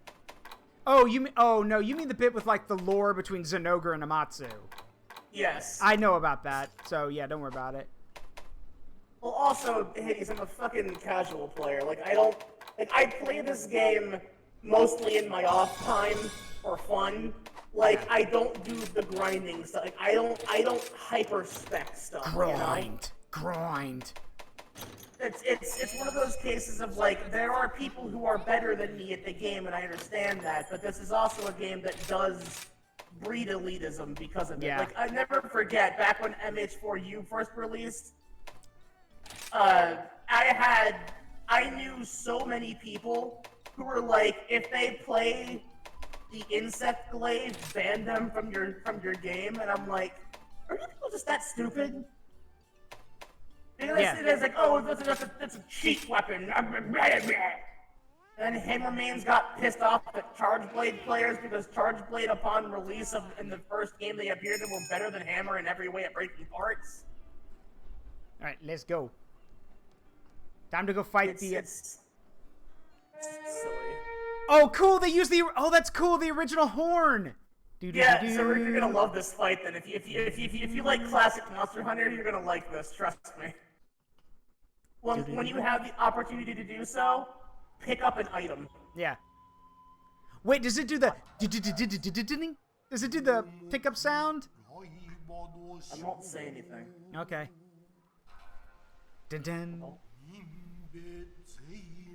This is a cool location, honestly. That water is nasty. Well, it's the coloration of the location. It's like charred. Oh god. If they change that, okay, I'm gonna have to test that now. Do either of you have raw meat on you? No. No. Nope. I have well done steak. Why?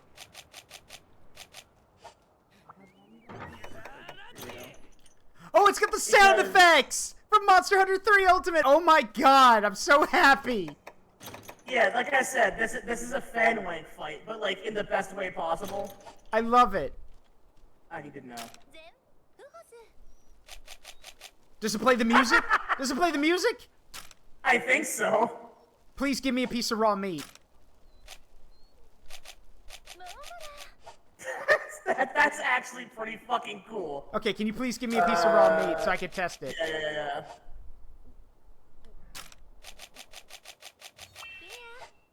Thank you. Okay, please, if this is what I think it is, let's see.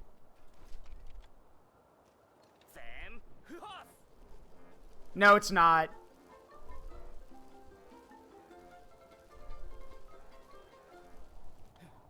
It's not. Shame. Oh well. Yeah, it sounds similar, but it's not the same. Oh well. That probably was a bit too much to ask. It's a remix, but it is. Yeah, it is. They probably had to scale up the audio, so it's like it's not as exact as it used to be, which is fine and understandable. So tasty. Hey, it's Zenji. How you doing, bud? Welcome. I'm Zaruk Windcaller. These are my friends, and we're playing Monster Hunter against probably something I'm unprepared for. Absolutely unprepared for it. So this is... Amatsu's basically the guardian of weather, right? Or something? Amatsu is quite literally the god of the storm. Got it. Like, you think Kushawa's got them wind powers? Amatsu is the wind. I am the storm that is approaching. Well, yes, actually, because she is. She is a living hurricane. Ah. In the eye of a hurricane. You've seen the Godzilla 2019 movie, right, with King Ghidorah? Yeah. You know that scene where they mentioned a Category 6 hurricane? Yeah. That's Amatsu Magatsuchi. Ah. That is the whole reason she displays an entire species from its home. Yeah. Yeah, look. I would actually like to see Shion 10, because I know about that monster. And they've added fucking Espinos in this, which is a Frontier unique monster until recently. And the only reason they added it in was because they could get away with it now that the game is dead. Okay, hey, Zenji, in my defense, anytime I hear someone my age say they don't know what Tom and Jerry is, I wonder what kind of childhood they had or how sheltered they were. Because that makes no... For those who don't know, Russian Badger said in his newest video that he did not know who Tom or... Like, he didn't know which one was the rat, which one was the cat. And that's why I literally said in my reaction, I'm like, how the hell do you not know that? See, I was gonna make a joke. Isn't he Canadian? No. No, he's American. Oh, God! Yeah, those travel. Yeah. Oh, this is gonna hurt. And his literal explanation was, I don't know the Tom and Jerry lore. I'm like, there is no lore, you ninny. It's literally like, yeah, it's a rat and a cat. It's not that hard to know.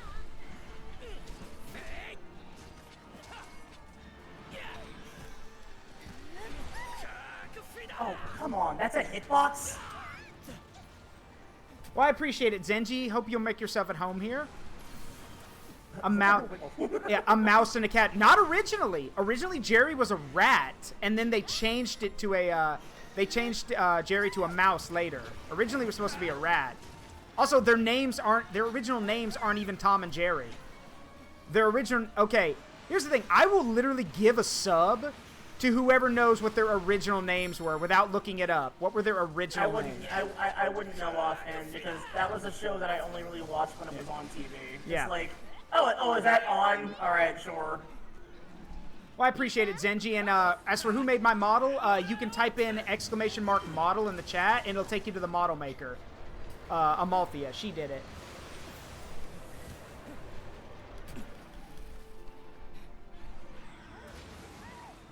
Ow. Thank you. That is exactly, she did it.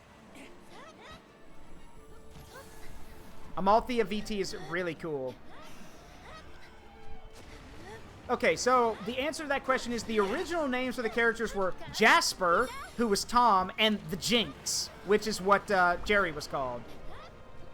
Oh god, no, that's right now. I remember, because I remember hearing the name Jasper be spoken in a really old episode. Yep. I'm like, what is this Jasper shit? Yeah, when Tom's, like, owner was, like, this sassy black lady. Yeah, exactly. And yeah, it was Jasper and Jerry was just called the Jinx because they didn't have a name for him. And as someone who's lived with rodents, they basically are exactly that.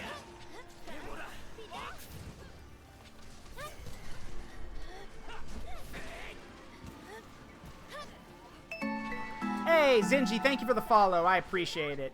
Make yourself at home here. I hope you have a great time while you're here. Oh, God.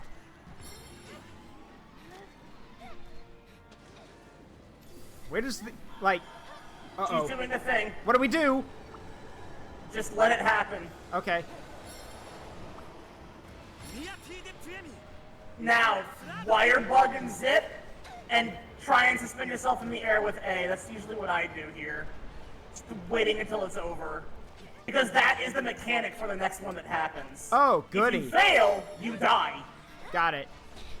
So just don't get hit by the tornadoes. Yes, but the next one is not tornadoes. The next one is, well, you'll see. Death. Got it. So get airborne and then hang there. Got it.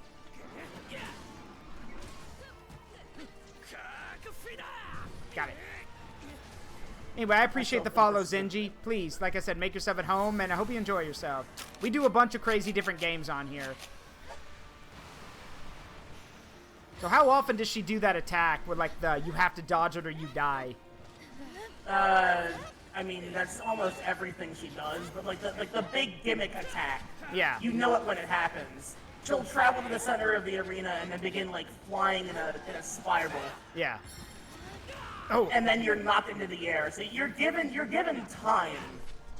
Although the next one, however, is not that, really. The next one is the ground becomes a hazard.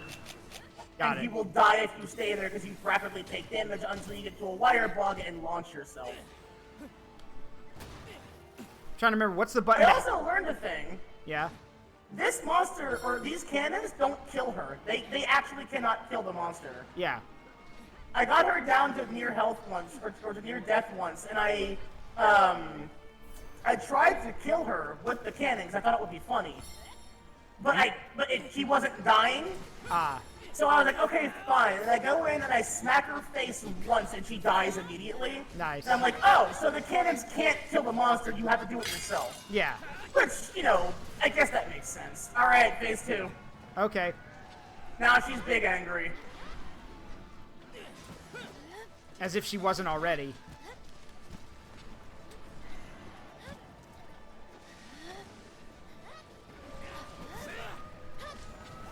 Burn the lands and boil the oceans. The storm god is angry.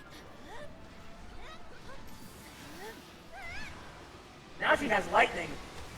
It also tracks the player, so be careful. Whoa! Oh, she wants to be dead. You dare bring this imp into my lair? You must die. Yeah, you dare bring light to my lair? You must die. Oh fuck, and now she does that tornado thing twice. Oh god, hydro pump. It's more hydro cannon at that point. You know, without the recharge requirement. Phew. Yeah, okay, hot take, you know what I think Pokemon needs? What? A pseudo-legendary or a legendary that has an ability that makes it so recharge moves don't have to recharge. Yeah. Also, your voice sounds familiar, or is it just me? Mine? I mean, I don't know. I've never heard anyone describe me that I sound like anybody. I'm just me. Zaruk. Ow. We're just normal men. What do you mean, normal men?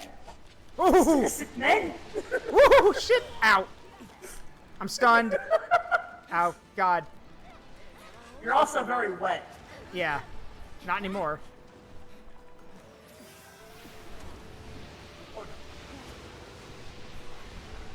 Wet. Yeah, wet.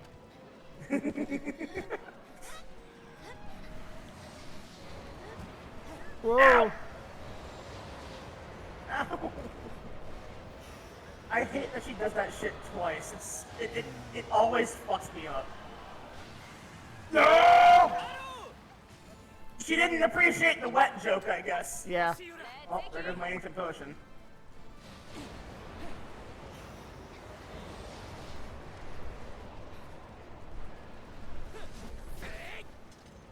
Someone call Helen Hunt and Bill Paxton. Huh. Storm Chasers? Twister. Ah. It's a fun movie. If anyone says otherwise, they're wrong. I mean, it's a silly movie. Oh, you don't have to apologize, Zenji. Don't worry about it. I'm just surprised I sound like somebody. I don't think I did. Now? Try and run away from her now. Okay. Run away as best you can. There's gonna be resistance. Okay. Ah, shit. Yeah, she's gonna suck you and it's gonna hurt. Ow. Bitch. Ow. I tried to sheath my weapon and that was a mistake.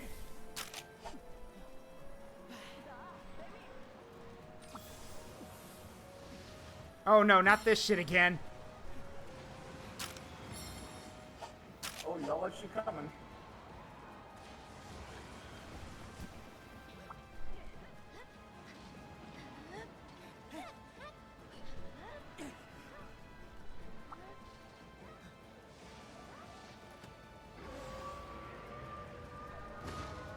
Silence.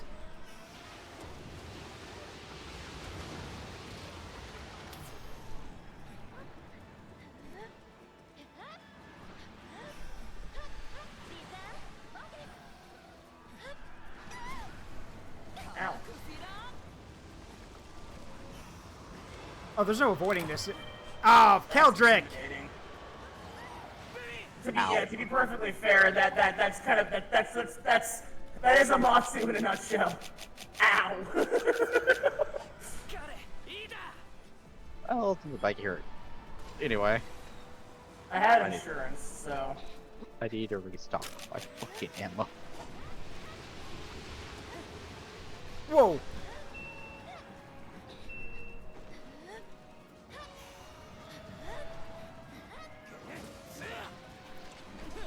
Oh no. Beyblades! Ow! She's a fan of the classics. I love that she summons traveling lightning Beyblades. That's so fucking cool. Amatsu says let it rip. You know what's great too is that like if you listen to the sound she makes, she kind of reminds me of Vicar Amelia from Bloodborne. Ah. Yeah. Everyone screaming in there as well. Yep. Whoa. Whoa. Ow. Crap. Hold on. Oh no. The Beyblades again!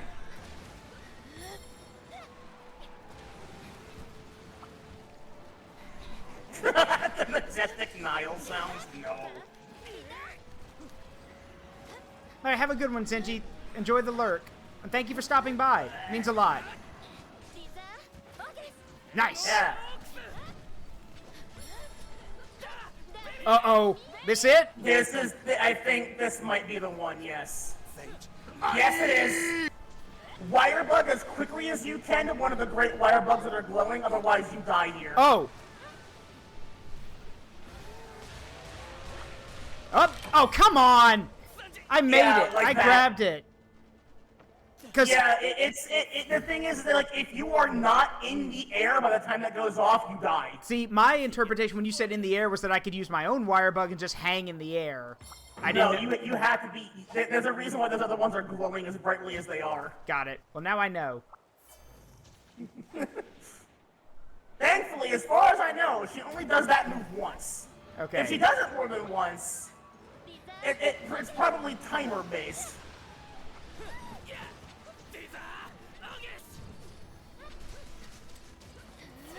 Oh no. Oh no! Oh! Oh! You watery, wet bitch, you need to die. It's fucking windy! Damn, it's windy out here. That's a Smitty joke for anybody who gets that one.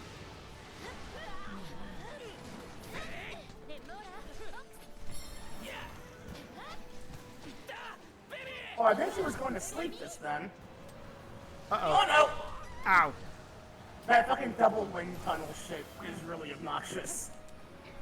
I'm gonna stay on the ground. Wind tunnel!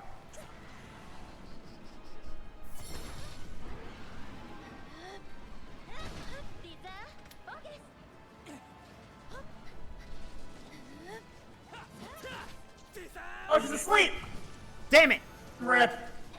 See, the problem with her going to sleep is that her music doesn't stop, so you can't tell if she Yeah. has gone to sleep. Yeah. And because she hovers in the air for a bit, so you don't know if she's out. Yeah, or not. she's always in the air, unless you knock her out of it, but she's only on the ground for like a couple seconds if you do knock her down. Amatsu finds the ground distasteful, so she won't touch it. She has her wind aura on still.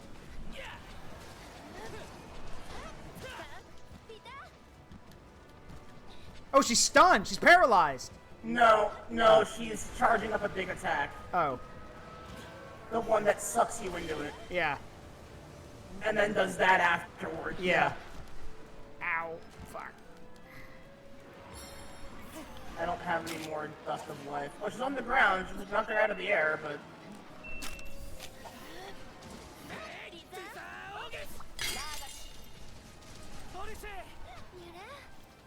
Does Proof of a Hero ever start playing, or no? No, that's not in this fight, as far as I know. If it is, it's not audible. Like, we already got that moment, so... Yeah. Nice! Hit her with the Hit her with the Dragonator! Oh yeah, yeah, someone's cat had a Dragonator. That would have been mine. A Kittenator. Oh, here we go! Here we go! The bit! No, No? it's Rocket Boy. Oh god, why is he here? Why is he here? Because he heard there was fighting going on and you wanted in.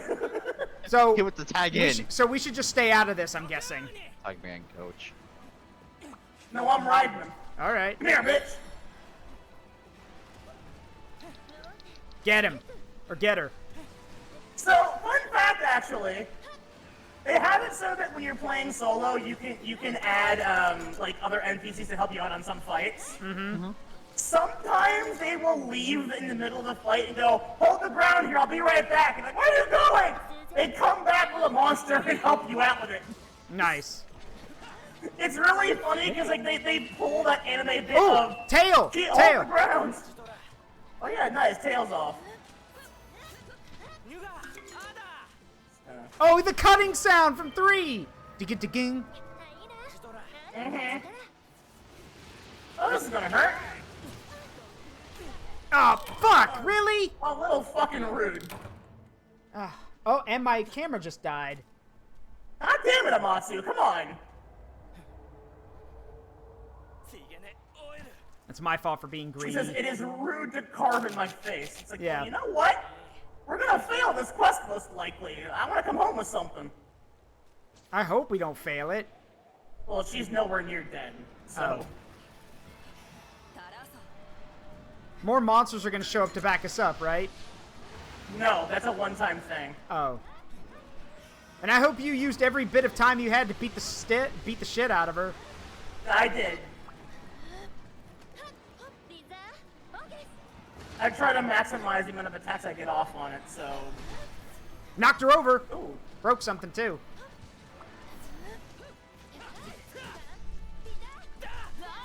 Uh-oh. Turbines. What? How did I get caught in that? I was behind it! It's a wind turbine. It pulled you in.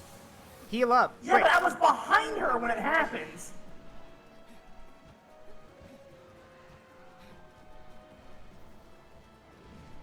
Silly.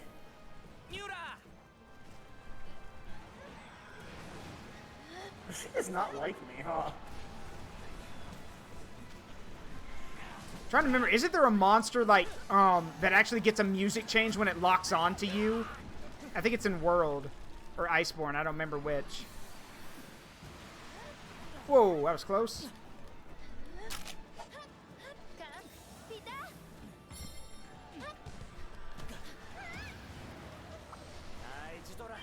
Ow.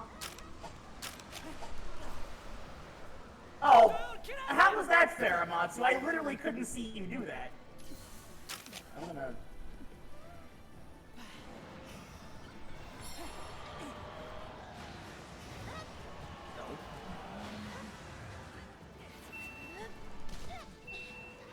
Monster's busted as hell, Amatsu. That's too damn bad!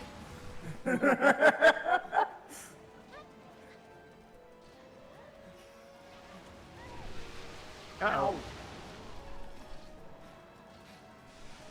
You know, I'm gonna use a Farcaster real quick. Go for it. I'm gonna have to try and get some more restock on stuff here for a second. Yeah, go ahead.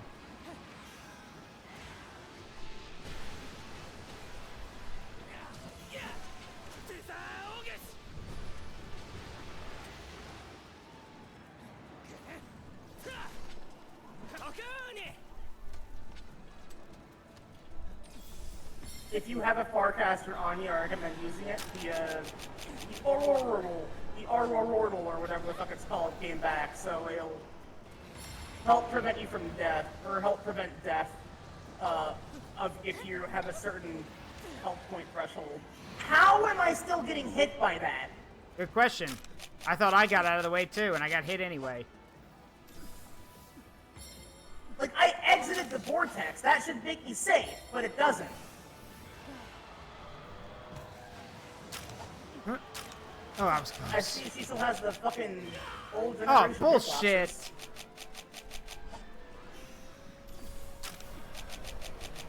Uh-oh. Oh, she's doing the suck.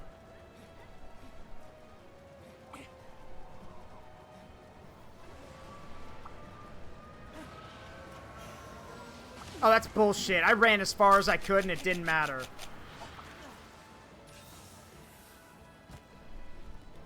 I should probably have a friendship duel on at some point. If I can slot that, maybe I should do that for fights like this. Oh, shit. Oh, come on!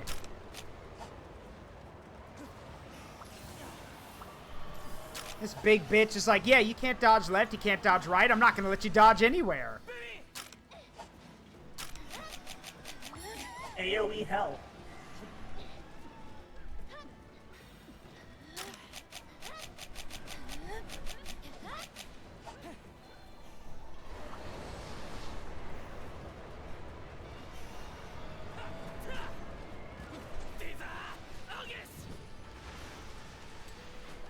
Big zappies. Whoa. Beyblades again! Thank goodness for Dongo Defender.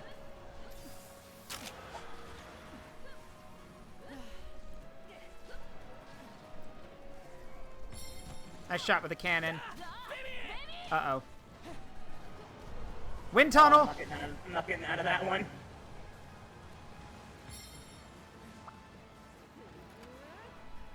Oh, it's empty. Dang it. Oh.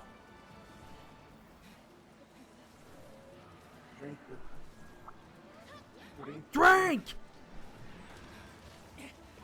Okay, she's almost dead. Yeah. There is now something I have to ask. Yeah? Do you want me to break out the auto death weapon, or do you want to just try it normally? Just fucking kill her, please. I beg you. Kill her now. Because you're almost dead, and you're really almost dead. If she lets me use a forecaster. I don't want to do this, but I don't want to come away with nothing. Yeah.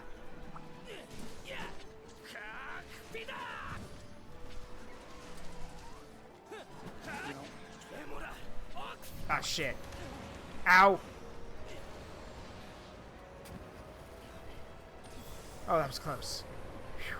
I'm about to die. Oh, crap. Oh, damn it.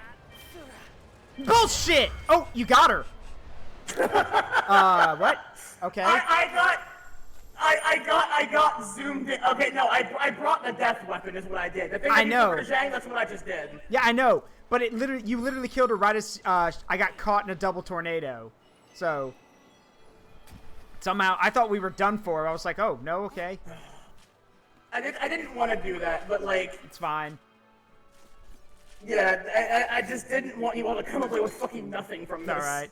Hey, I mean, we were that close anyway, so. Yeah. Hey, Fuyumi, you just got back in time. We just killed one of the really powerful monsters. More of a fucking endgame boss than Primordial Malzeno is. This is all Primordial Malzeno is it's Malzeno again. Just hydrated. Just hydrated. It's hydrated. No, it's on the verge of being dehydrated is what it is. That's what it feels like anyway.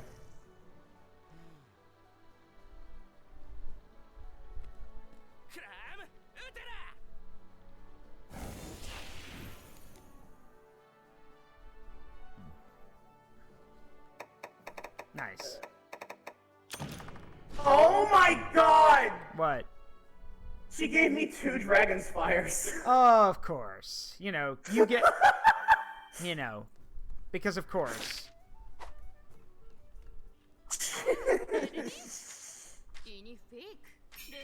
She fucking hates me, and yet... Alright, well, I think that's gonna do it for me. That was fun, though. Before you leave the game, though... Yes? Hold on. Just don't leave yet. Where are you? Oh, there you are. I had to load back in still. I was on the menu still. I gotta...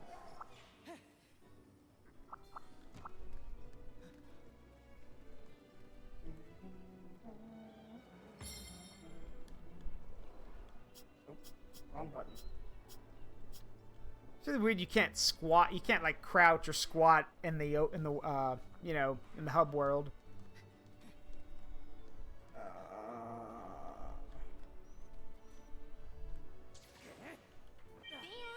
Ooh, thank you. I'll go. I have 3 more after this. Yeah. Keldric, I got one for you too. Oh, okay. I'm trying to see if there's a fucking weapon for her. Yeah, that is. There is. And her gear, it looks exactly what you expect it to be. Yeah. It looks like the old gear from. Oh, it actually drops Affinity? Huh. Yeah, it's apparently it's a negative affinity weapon, which doesn't make any fucking sense. But all right. It's weird. Come on. So to make the armor, you need Mizu Mantle, a Dragon's Fire, Zenogre Sky Emerald. Wow, I guess that makes sense because water and thunder make a storm.